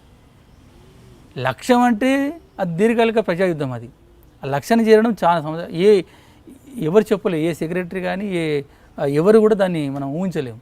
ప్రజలు చైతన్యవంతులు ఎప్పుడైతారో అంటే ఈ దోపిడీ వర్గాల మీద ఎప్పుడైతే వాళ్ళు చైతన్యవంతులు ఎప్పుడు సాధిస్తారా అది ప్రజలు అది నిర్ణయించుకోవాలి. కానీ పార్టీ ద్వారా ప్రజలకు కొన్ని భూములు పంచడం జరిగింది, వేల లక్షల భూములు పంచడం జరిగింది. దాంట్లో నేను పార్టీ కదా, ప్రజాస్వామ్యాన్ని కొద్దిగా తేవడం జరిగింది. పీపుల్లో ఆర్పీసీలని ఇప్పుడు జంతన సర్కార్ల నిర్మాణం జరిగింది, దాంట్లో నేను చిన్న పార్టీ కదా. భూములు పంచి దండకారణలో చెరువులు పోయించి చేపలు పోయించి కొన్ని వ్యవసాయ క్షేత్రాలు వ్యవసాయం సంబంధించిన ఇవంతా ప్రజలని చైతన్య పరచడంలో నాది ఒక పార్టీ కదా. ఇంతవరకు నేను నెరవేర్చింది తప్ప లక్ష్యాన్ని నేను పూర్తి చేయలేదు. మరి ఎందుకు రావాల్సి వచ్చింది బయటికి? ఎందుకు అనుకున్నప్పుడు నాకంటే తీవ్రంగా కొన్ని ఆరోగ్య సమస్యలు ఉన్నవాళ్ళు ఉన్నారు. అయితే నాలో కొంత స్వార్థం అనుకోవచ్చు. అంటే ఇప్పుడు 25 సంవత్సరాలు నువ్వు పనిచేసిన, అయితే ఈ లక్ష్యము ఇప్పుడు ఎన్ని సంవత్సరాలు పడుతుందో దాంట్లో నేను పూర్తిగా అసలు ఏంటి పని చేయగలుగుతున్నా లేదా, ఎట్లా పరిస్థితి, ఇది నాలో కొద్దిగా సందిగ్ధంలో పడ్డది, వాస్తవం అది. ఇంకోటి స్థలకాల పరిస్థితులు అక్కడ మనం ప్రజల కోసం కొట్లాడుతున్నాం. కొంత ఏంటంటే సెట్ బ్యాక్ అయింది ఉద్యమం. చాలామంది సరెండర్ కావడము, కొంతమంది లొంగిపోవడము, కొంతమంది చనిపోవడము, దీంతో నాతో కొద్దిగా ఆత్మస్థైర్యం కొద్దిగా మనకు దెబ్బతింది. ఇది మెయిన్గా చెప్పుకోదలుచుకున్నది. పార్టీ మీద నిందలో లేకపోతే పార్టీ మీద ఇట్లున్నది అట్లున్నది అది లెక్కలోకి రాదు. మీలో మీరు అనుకుని సాధించలేకపోతున్నాం అంటే ఈ సెట్ బ్యాక్ రావడం మీకు ఆత్మస్థైర్యం దెబ్బకొట్టి కొంత మాకు అంటే ఎప్పుడు అసలు సాధించేది ఇంకెన్ని సంవత్సరాలు అనేది 1-4 వచ్చింది. అయితే కొంతమంది నాలాంటి ఫ్రెండ్స్ సరెండర్ కావడం, ఒకటి మెయిన్ నాయకత్వము జైలుకు పోవడము, దీంట్లో కొద్దిగా నాకు మనోబలం కొద్దిగా తగ్గింది వాస్తవము. దాంట్లో అంటే మనకు కొన్ని బరువు బాధ్యతలు కొద్దిగా ఎక్కువ వేయడం, ఇది కూడా చెప్పాలి. ముఖ్యంగా ఏంటంటే నేను బెటాలియన్ కమాండర్, ఇట్లా north sub zone commander in chief, మొత్తం ఛత్తీస్గఢ్కి మిలిటరీ డైరెక్టర్, ఇట్లా రకరకాల పదవులు ఇవ్వడంతో నేను ఎక్కడ అంటే కేంద్రీకరించి పని చేయలేకపోతున్నా. అది పార్టీ చెప్పే ఇచ్చిండ్రు. అయితే నేను మీడియా ముందప్పుడు నాకు తెలియకుండా ఇచ్చినా, నేను ఆ వాయిస్ ఉపయోగించిన, అది నా లోపమే. కానీ అయితే చెప్పే ఇచ్చిండ్రు. అయితే నా మనసులో ఉంది, నేను వాళ్ళకు ఓపెన్గా నేను చెప్పలేకపోయినా. అయితే ఎన్ని బాధలు ఇచ్చిన తర్వాత నిర్వహించకపోతే మళ్ళీ నాకు విమర్శలు, ఇవన్నీ భారము ఏంటిది అనేది ఒకటి ఆలోచించిన. కొంతమంది ఇంకో ఉద్యమం అనేది సెట్ బ్యాక్ పడ్డది ఒకటి. ఇది రెండో విషయం. అయితే మా వైపు కొద్దిగా టీబీ వచ్చింది, చాలా క్రిటికల్ పొజిషన్లో ఉండే. నేను ఇప్పుడు మిలిటరీ క్యాంప్ నడుతున్నా, అప్పుడు ఎవరు అందుబాటులో లేరు, చాలా మొత్తం ఇక చనిపోద్ది అనుకున్నా అన్నట్టు. అసంటి పరిస్థితుల్లో ఆమె కొద్దిగా ఏంటంటే ఆమె కూడా కొద్దిగా మంచిగా అయిన తర్వాత, ఆరోగ్యం అయిన తర్వాత ఇక ఆమె కూడా 1-2 సార్లు పోదాము, ఇప్పుడు నాకైతే సాధన అయితే లేదు, లోకల్ కూడా కొన్ని సమస్యలు వస్తున్నాయి, వాళ్ళ డీవీసీలలో డిస్ట్రిక్ట్ కమిటీలో కొన్ని సమస్యలు వస్తున్నాయి, ఇక నేను తట్టుకోలేను పోదామని అంటే నేను ఆమెను అర్థం చేయించి ఉంచిన. అయితే ఇవన్నీ సిచ్యువేషన్లు నాకు మళ్ళీ ఎందుకో ఈమె ఉండే విధంగా లేదు. ఒకటి పరిస్థితి కొద్దిగా మార్పు వచ్చింది. ఈ అన్నిటి ఆలోచించి నేను డిసైడ్ అయిన తర్వాత ఆమె చెప్పిన తర్వాత సరే పోదామని ఒప్పుకుంది. ఓకే, అంటే మీరు ఆ విధంగా ఒప్పుకున్నారా, లేదా ప్రభుత్వం కొంతవరకు జనాలకి డెవలప్మెంట్ తీసుకురావడం, ప్రభుత్వ పథకాలు గ్రామీణ స్థాయికి వెళ్ళడం, ప్రభుత్వం చెయ్యి పైచేవడం, ప్రజలకి మావోయిస్టు పార్టీ ఉద్యమం పట్ల ఇంకా కొంత భావం పోవడం, ప్రభుత్వం వైపు ప్రజలు దగ్గర అవ్వడం, ఇటువంటి కారణాలు కూడా అయ్యే అవకాశం ఉంటుంది? అంటే ఇప్పుడు కొద్దిగా అప్పటిలాగా ముందులాగా ఇప్పుడు రిక్రూట్మెంట్ తగ్గిపోయింది కదా పీపుల్ నుంచి కూడా. ఈ రిక్రూట్మెంట్ తగ్గడము అనేది ఒకటి బాగా, అంటే ఆంధ్ర నుంచి వచ్చేది, అంటే తెలంగాణ ఆంధ్ర నుంచి మెయిన్గా వచ్చేది, ఇక్కడి నుంచి తగ్గిపోయింది. పశ్చిమ బెంగాల్ ఉద్యమం కుంటుపడ్డది, బీహార్ జార్ఖండ్లో కూడా ఛత్తీస్గఢ్ కంటే ముందే సెట్ బ్యాక్ అయిపోయింది. ఇవే పరిస్థితులు నాకు ఇక, అంటే ప్రభుత్వం ఇచ్చేసింది వచ్చేసింది అనేవి ఎలాంటి నాకైతే లెక్కలు. ప్రజల కోసం మీరు 25 సంవత్సరాలు జైల్లో అడవిలో ఉండి నిరంతరం వాళ్ళకి సేవ చేశారు. కానీ ఎప్పుడైనా మీ కుటుంబం గురించి, మీ అమ్మగారి గురించి కానీ మీ కుటుంబం గురించి ఆలోచించి వాళ్ళు ఎలాగున్నారు అనేది కూడా ఎప్పుడైనా ఆలోచించారు? అయితే నేను ఒకటి నిర్ణయించుకుందంటే 2012లో నేను అప్పుడు డిసైడ్ కాలేదు, నేను డిసైడ్ అయింది 2014లో. నేను అప్పుడు నిర్ణయించుకుందంటే చెప్పిన మనం ఎప్పుడు చనిపోతామో తెలియదు. అయితే నేను పోయిన తర్వాత కూడా ఎంతోమంది మా కుటుంబంలో జన్మించిన వాళ్ళు ఉన్నారు కదా, వాళ్ళు నా అంత అయ్యిండ్రు. అసలు ఏంది చనిపోయే ముందైనా కొద్దిగా మనమేందో కొద్దిగా మన ఫేస్ అయినా చూపించుకుందాం, వాళ్ళ ఫేస్ని చూద్దామని ఈ ఒక్క కోరికే ఉండే. మనం ఎట్లా చనిపోతాము, లాస్ట్కి మనం అంటే ఏందో మన కుటుంబానికి మన తరానికి తెలియాలి కదా. పార్టీ ఇప్పుడు అక్కడే లేదు, నా కుటుంబం అయినా కొద్దిగా చూసుకొని అనే పద్ధతిలో కూడా 2012లో మా కుటుంబాన్ని అంతా పిలిచిన మెజార్టీగా. అంటే మా అన్నలు కానీ, మా అక్కలు, మా వదినలు, మా అమ్మ ఉండే. అప్పటి కూడా మా అమ్మ ఇక అంటే చావుకు ఒడ్డున ఉంది, ఇక ఆమెను మంచంలో వేసుకొని తీసుకొని వచ్చిండ్రు. ఇక అప్పుడు వాళ్ళ కలిసిన ఫోటోలు కూడా ఉన్నాయి నా దగ్గర.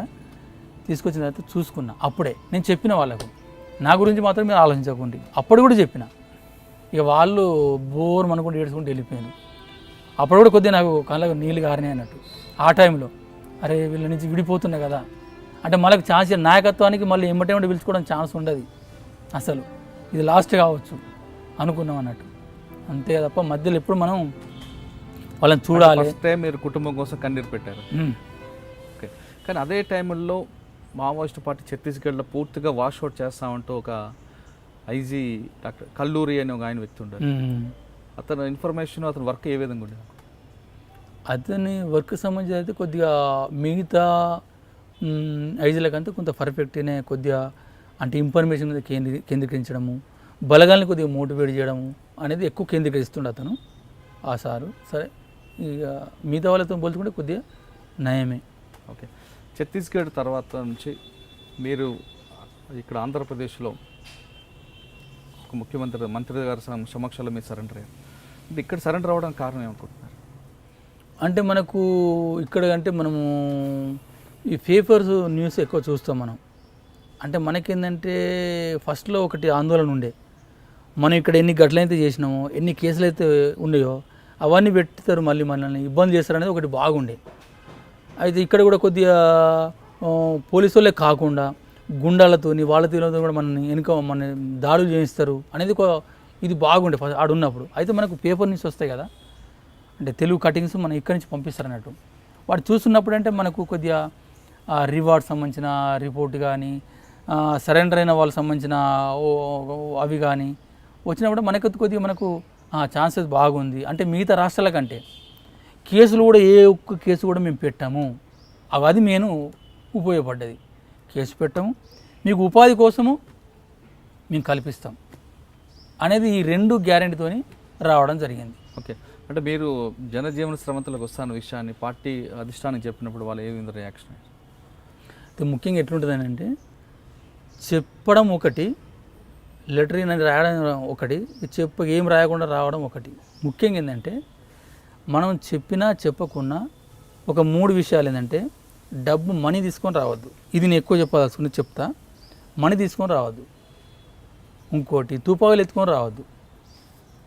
అట్టనే ఎవరైనా విప్లవకారులను చంపి రావద్దు.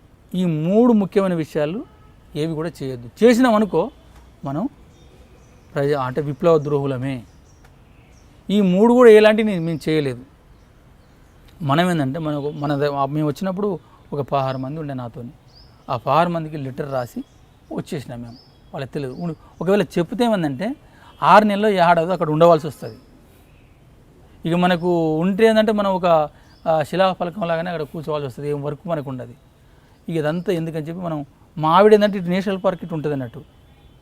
ఆమెతో పోవడానికి ఒకటే మార్గం, నేను పోలేను. నాకు బయట ఇప్పుడు పోలీసు వాళ్ళు ఏమంటే పెద్ద నాయకుడు కదా, బయట అంతా బాగా తెలుసుంటుంది అంటారు. మనది యుద్ధమే ప్రాధాన్యం. లోపటినే మనం ఎంత జరుపుకున్నా మనం లోపటినే. బయటి వ్యక్తులు కానీ ఎవరు కానీ మనకు తెలియదు. సంబంధాలు కూడా ఈవెన్ టీచర్స్ కూడా బయటి సంబంధాలు మనకు తక్కువ అన్నట్టు. మావిడకి ఎక్కువ. అంటే ఆమె మాసు, నేను మిలిటరీ, అట్లా మాసులున్న వాళ్ళకి ఎక్కువ సంబంధాలు ఉంటాయి. ఆమె ద్వారా ఆమె సంబంధాలు ఆమె సంబంధించిన దాంట్లో మేము రావడం జరిగింది. అట్లా లెటర్ రాయడం జరిగింది. పార్టీకి ఇప్పుడు కూడా నేను చెప్తున్నది అంటే మేము ఎలాంటి వాళ్ళకి ద్రోహం చేయలేదు. వాళ్ళు ద్రోహులుగా అంటారు, ఎందుకంటే ప్రజలు విడిచిపోయినా కాబట్టి ద్రోహులే అంటారు వాళ్ళు. అది తప్పది, అది భరించాలి. మనం ఏం చేస్తాం? ఓకే, పార్టీ నుంచి బయటకు వచ్చిన తర్వాత ఇక్కడ మీకు ప్రభుత్వం ఆ విధంగా అది దీంట్లో ఒక విషయం. ఇంకోటి ఏంటంటే ఇది నన్ను బాగా బాధ కల్పిస్తున్న విషయం ఏంటంటే ప్రజల్లో కొంతమంది సరెండర్ అయిన వాళ్ళు నిజంగా హ్యాపీగా ఎంజాయ్గా గడుపుతున్న జీవితాలని. కొంతమంది వాళ్ళ కార్లే కానీ, వాళ్ళ బిల్డింగ్సే కానీ, వాళ్ళ సంబంధించిన హోదాలే కానీ పెరిగిపోయినాయి. వాళ్ళని చూసి ఇప్పటికీ సమయం సందర్భం వచ్చి నేను ఫలాని ఇట్లా అని అంటే ఎంత సంపాదించుకున్నావు అంటున్నారు, ఎంత తెచ్చుకున్నావు డబ్బు అంటున్నారు. అది నాకు బాధ కదా, ఓసారి కన్నీళ్ళు కారుతున్నాయి. ఏం చెప్పాలనో అర్థం కాదు. నువ్వు గట్లే అంటావన్నా, తెచ్చుకున్న వాళ్ళని చూస్తలేమా? ఇది అసలు వాస్తవంగా ఏంటంటే ఒకవేళ పాటించి ఆ పని చేస్తే ప్రజాద్రోహులుగా మనకు పార్టీ నుంచి పేపర్స్ వస్తాయి, ప్రెస్ మీటింగ్ ఉంటుంది, ఎలక్ట్రానిక్ మీడియా ఉంటుంది, పంపిస్తారు. ఇది దయచేసి ప్రజల్ని కోరుకునేదంటే నేను అలాంటి పని చేయలేదు. చేయలేదు కాబట్టి ఇప్పుడు నేను వ్యవసాయం చేసుకుంటున్నా, ఒక రైతుగా బతుకుతున్నా. కావాల్సిన మా ఇంటికి వచ్చి చూడండి, పంపులు కొట్టుకుంటున్నా నేను. అయితే పీపుల్ ఏంది అని అన్న ఏందే, ఇక్కడ 3 సంవత్సరాలు వచ్చినప్పుడు మంచి పెద్ద లీడర్ అయిపోయిండు, కార్లో తిరుగుతుండు, నువ్వు గీ పని చేస్తున్నావు ఏందని రాష్ట్ర కమిటీ అంటూ గీ పని చేస్తున్నావు అంటే నాకు నాకు నాకు నాకు సిద్ధాంతాలు మీవి. అది నాదే. నాకు వచ్చింది వ్యవసాయం చేసిన నేను ఫస్ట్లో. నేను ఎవరిని దోపిడీ చేసుకున్నా లేదా భయపెట్టించో, చేయాలంటే రియల్ ఎస్టేట్ చేస్తా, చేయాలంటే గుండగిరి చేస్తా, దాదాగిరి చేస్తా, నాకు అంత టాలెంట్ ఉన్నది. కానీ ప్రజల్ని మంచి అనిపించుకోవచ్చు అనే ఒక గౌరవంతో నేను ఊళ్ళనే బతుకుతాను, మా ఊళ్ళనే బతుకుతాను ఇప్పుడు నేను. ఇప్పుడు మీరు బయటకు వచ్చిన తర్వాత ప్రభుత్వం మీ మీద కేసులు పెట్టనని కానీ రివార్డులు కానీ ఇచ్చిందా, అందుకున్నారా లేదా? ఒకటి. రెండోది, మీరు చెప్తున్నట్లుగా చాలామంది సరెండర్ నక్సల్స్ వాళ్ళు రియల్ ఎస్టేట్ అవతారం ఎత్తడం, చాలామంది బెదిరింపులు పాల్పడుతూ దందాలు చేస్తుంటారు, అది చేస్తున్నారా? మూడోది, బయటకు వచ్చిన తర్వాత మీ జీవనం ఏ విధంగా ఉంది, ప్రశాంతంగా ఉందా లేదా? అయితే బయటకు వచ్చిన తర్వాత మాకు ప్రభుత్వం సంబంధించిన మనీ 7 నెలల తర్వాత వచ్చింది. నాకు 20 lakhs, మా ఆవిడకి 5 lakhs. అసలు వాస్తవంగా జిల్లా కమిటీ మెంబరు, నేను రాష్ట్ర కమిటీ మెంబర్ను. 20 lakhs నాకు వచ్చినాయి 7 నెలల తర్వాత. అప్పుడు చూడ ఇబ్బందులు ఉండే, మాకు ఏమి లేకుండా వచ్చినాం కదా. ఇంటికి పోతే ఇల్లంతా కూలిపోయింది. మా అన్నలు ఎక్కడ వాళ్ళు సెటిల్ అయిపోయినారు. మనకు ఆర్థికంగా ఏంటిది సమస్య. ఇక మనం ఇటు అటు తీసుకున్న తర్వాత ఆ 7 నెలల తర్వాత మనకు వచ్చేసింది. మా ఆవిడకు అసలు 8 లక్షలు ఇవ్వాలి, అయితే అక్కడ ప్రభుత్వం 5 లక్షలు కేటాయించింది కాబట్టి అది 5 లక్షలు ఇచ్చేసింది. వచ్చిన తర్వాత ఏంటిది భవిష్యత్తు మళ్ళీ అడుగుతారు, పిల్లల ఎంత ఏమి, ఇదన్నీ సమస్య వస్తుంది. మేము డిసైడ్ చేసుకున్నాం అన్నట్టు, మరి ఒక పాప కావాలి ఎట్లా అని. దాంతో ఇప్పుడు మా పాప చెక్కల్ని అంటే పాప అయినా మనకు అయితే పిల్లలు కావాలని దాంతో మరి ఇప్పుడు పాప 2.5 సంవత్సరాలు. ఇప్పుడు ఇక ఆమెతోనే ఇప్పుడైనా కూడా ఆమెతోనే మేము చాలా ఇబ్బందులు పడ్డాం. అంటే పెంచడం కదా, అట్లేందంటే కొద్దిగా మనకేంటంటే డబ్బు అయితే ఓకే, అయితే మనకు ల్యాండ్ రావాల్సి ఉన్నది. అది అగ్రికల్చర్ అయినా హౌసింగ్ అయినా. చాలా పేదవాడిని, వ్యవసాయం చేద్దామంటే వ్యవసాయం లేదు, కౌలు తీసుకుని చేస్తున్నా. ఒక్కొక్క ఎకరానికి ఇప్పుడు 8,000 10,000. నేడు ఒక 10 ఎకరాలు పట్టిన చేసిన, కొద్దిగా ఇబ్బంది అయింది, లాస్ అయింది. ఈ వేడు ఒక 5 ఎకరాలు పట్టిన, అది కూడా ఇప్పుడు పంట ఇప్పుడు చూస్తారు కదా వాతావరణము. అన్నిటికన్నా మీరు మిగతా సరెండర్ నక్సల్స్ లాగా రియల్ ఎస్టేట్ చేస్తూ ఒక సెటిల్మెంట్లు చేయొచ్చు కదా. అయితే మనకు సరెండర్ అయినప్పుడు ఐజీ అనురాగ్ శర్మ ఉండే, మిగతా ఎస్ఐబి మిగతా వీళ్ళంతా అంటే మనకు రివార్డ్ ఇచ్చేటప్పుడు, నువ్వు మంచి బతుకవ్వా, నువ్వు ఈ దందలు ఆ దందలు మళ్ళీ పోకు, చాలా కష్టపడ్డా 25 ఏళ్ళు జీవితం అంతా అక్కడనే చేసుకున్నావు, ఉన్న ఈ జీవితం అన్నా నువ్వు నీ ఎక్కడ బతుకో కానీ నువ్వు ఈ దందాలు పోకు అని చెప్పిండు. మనం నిర్ణయించుకున్నది కూడా ఏంటంటే ప్రజల్లో ఒక ఇదంతా ఏర్పడ్డది, ఈ రియల్ ఎస్టేట్ చేయడము, ఇది చేయడము, అది ప్రజలకు నచ్చలేదు అంటే కొంతమంది నచ్చుతుంది. అయితే మనకేందో మన బుర్ర అట్లా లేదు, చేదో కష్టం చేసుకుందాం కొన్ని రోజులు అనే పద్ధతిలో కూడా మనం ఊళ్ళనే ఉంటున్నాము, వ్యవసాయం చేసుకుంటున్నాము. అయితే ప్రభుత్వ ల్యాండ్ కోసం ప్రయత్నం చేస్తున్నా. అయితే ఇక కొన్ని రకరకాల ఇబ్బందులు ఉన్నాయి. మనకు ఒక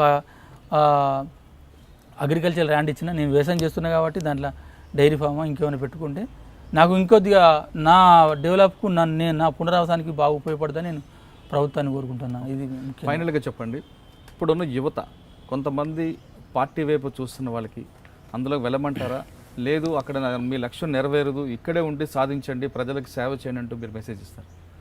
నేను ఇప్పుడు ఒకప్పుడు పార్టీలో ఉంటే నేను ఆ మెసేజ్ చేయగలుగుతా.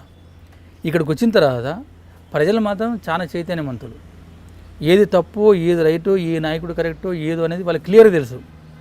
వాళ్ళు డిసైడ్ చేసుకోవాలి వాళ్ళ మార్గాన్ని, వాళ్ళ భవిష్యత్తును. కానీ మీరు పోరాడకూడదు, ఈ ప్రభుత్వం మంచిది, ఆ ప్రభుత్వం చెడ్డది అనేది నేనేం చెప్పలేను. నా భవిష్యత్తు ఏందో నేను నిర్ణయించుకోవాలి, వాళ్ళ భవిష్యత్తు వాళ్ళు నిర్ణయించుకోవాలి. వాళ్ళకి తెలుసు ఈ ప్రభుత్వాలు ఏం చేస్తున్నాయి. ఇప్పుడు ప్రభుత్వాలు ఇప్పుడు ఎలక్షన్లు వస్తున్నాయి, ఏం చేస్తున్నాయో వాళ్ళకి తెలుసు. ఇప్పుడు కూడా నేను ఏంటంటే పీపుల్లో నక్సలైట్లు ఉండాలని అంటున్నారు. నేను తిరిగిన ప్రాంతాలు వాళ్ళు ఉంటేనే సరిగా ఉంటారు. ఎందుకంటే లంచగొండితనం విపరీతంగా పెరిగిపోతుంది. అందులో వెళ్లకుండా ఇక్కడ కూడా సాధించే అవకాశం కనిపిస్తుంది కదా. అది వాళ్ళ ఇష్టం, అది వాళ్ళు ఎట్లా సాధిస్తారు. ఏది ఒక సంస్థ లేకుండా వ్యక్తులు అయితే ఏం సాధించలేరు. సంస్థ అంటే ఏంటి ఉన్నది, మళ్ళీ పార్టీలే ఉన్నాయి. ఏ పార్టీలో పోవాలి, అంటే ఇప్పుడు ఈ కాంగ్రెస్లో పోవడమా లేకపోతే మన బీజేపీలో పోవడమా ఎక్కడికి పోవాలి వీళ్ళు అనేది వాళ్ళు నిర్ణయించుకోవాలి కదా. ఏ పార్టీ ద్వారా ప్రజల సమస్యలు పరిష్కరిస్తున్నాయో వాళ్ళే డిసైడ్ చేసుకోవాలి. నేను పోరాడండి, కాకపోతే ఏంటంటే నేను ఒకటే చెప్పదలుచుకున్నది, ఉన్న ప్రజాస్వామ్యబద్ధంగా అన్యాయం ఎక్కడ జరుగుతుందో అక్కడ కొద్దిగా గ్రహించండి. ఇప్పుడు ఉదాహరణకు ఇదంతా చూడండి, కొద్ది పీపుల్ కూడా స్వార్థం బాగా విరిగిపోయింది పీపుల్లో కూడా. ఇప్పుడు ట్రైన్లో వస్తున్నాం మనము, ఒక పసిపిల్లు ఉంది, ఆమె చూసి స్పందిస్తలేరే. ఒక ముసలమ్మ ఉంది, లేచి వాళ్ళకి కూండబెట్టు వాళ్ళను సీట్ ఇవ్వచ్చు కదా, మంచిగా కట్టకుండా మంచిగా ఉంటాడు, ఇవ్వడే. ఇంకొచ్చి ధైర్యాన్ని చేస్తారే. ఇక్కడ అసలు ఏంది, ఒక భార్యను కొడుతుంటే 3 అడ్డం పోరే. ఇది పరిస్థితి ఊళ్ళలో ఉంది. ఆ యువతకి మీరు ఇచ్చే మెసేజెస్ చెప్పండి. నేను ఇచ్చే మెసేజ్ ఏంటంటే, ఎక్కడైతే మీ ఏరియాలో అక్రమాలు అన్యాయాలు జరుగుతాయో దాన్ని ఇక్కడన్న ప్రజాస్వామ్యం ఎదిరించండి. అది నక్షత్రంలో పోరా నేను పొమ్మని నేను ఎట్లా చెప్పగలుగుతా? పరిష్కరించకపోతే మీరు ఏదైనా ఎంచుకోండి, అదే నేను చెప్పదలుచుకున్నది. ఓకే, మీ ప్రాంతంలో ఎక్కడైనా అన్యాయం జరిగితే, అక్రమాలు ఎదురుపడితే ఖచ్చితంగా దానికి తుపాకీ పట్టక్కర్లేదు, అడవి బాటలోకి వెళ్ళక్కర్లేదు, ఇక్కడున్న ప్రజాస్వామ్యబద్ధంగా ఆ సమస్య పరిష్కరించవచ్చంటూ మాజీ నక్సలైట్ అర్జున్ చెప్తున్నారు. అంటే ఇక్కడ మనం తుపాకీ పట్టుకుంటేనే సమస్య పరిష్కారం కాదు కాబట్టి ఖచ్చితంగా మీ దగ్గర అవినీతి అవ్వచ్చు, ఏ విషయాలు జరిగినా ఇమీడియట్గా అక్కడ దగ్గరున్న చట్టసభల ద్వారా ఉన్న పార్లమెంట్లో కానీ, సభల్లో కానీ, లేదా పోలీస్ స్టేషన్లో కానీ మనకి చాలా మార్గాలు ఉన్నాయి. ఆ మార్గం ద్వారా ఆ సమస్య పరిష్కారం చూడండి. కానీ అడవిలోకి వెళ్తేనే తుపాకీ పట్టుకుంటే సాధిస్తారనేది భ్రమ అంటూ బయటపడుతుంది. ఇది ఈ వారం అర్జున్తో ఎక్స్క్లూజివ్ ఇంటర్వ్యూ. వచ్చేవారు మరో గెస్ట్తో మళ్ళీ కలుద్దాం. అంతవరకు నమస్కారం.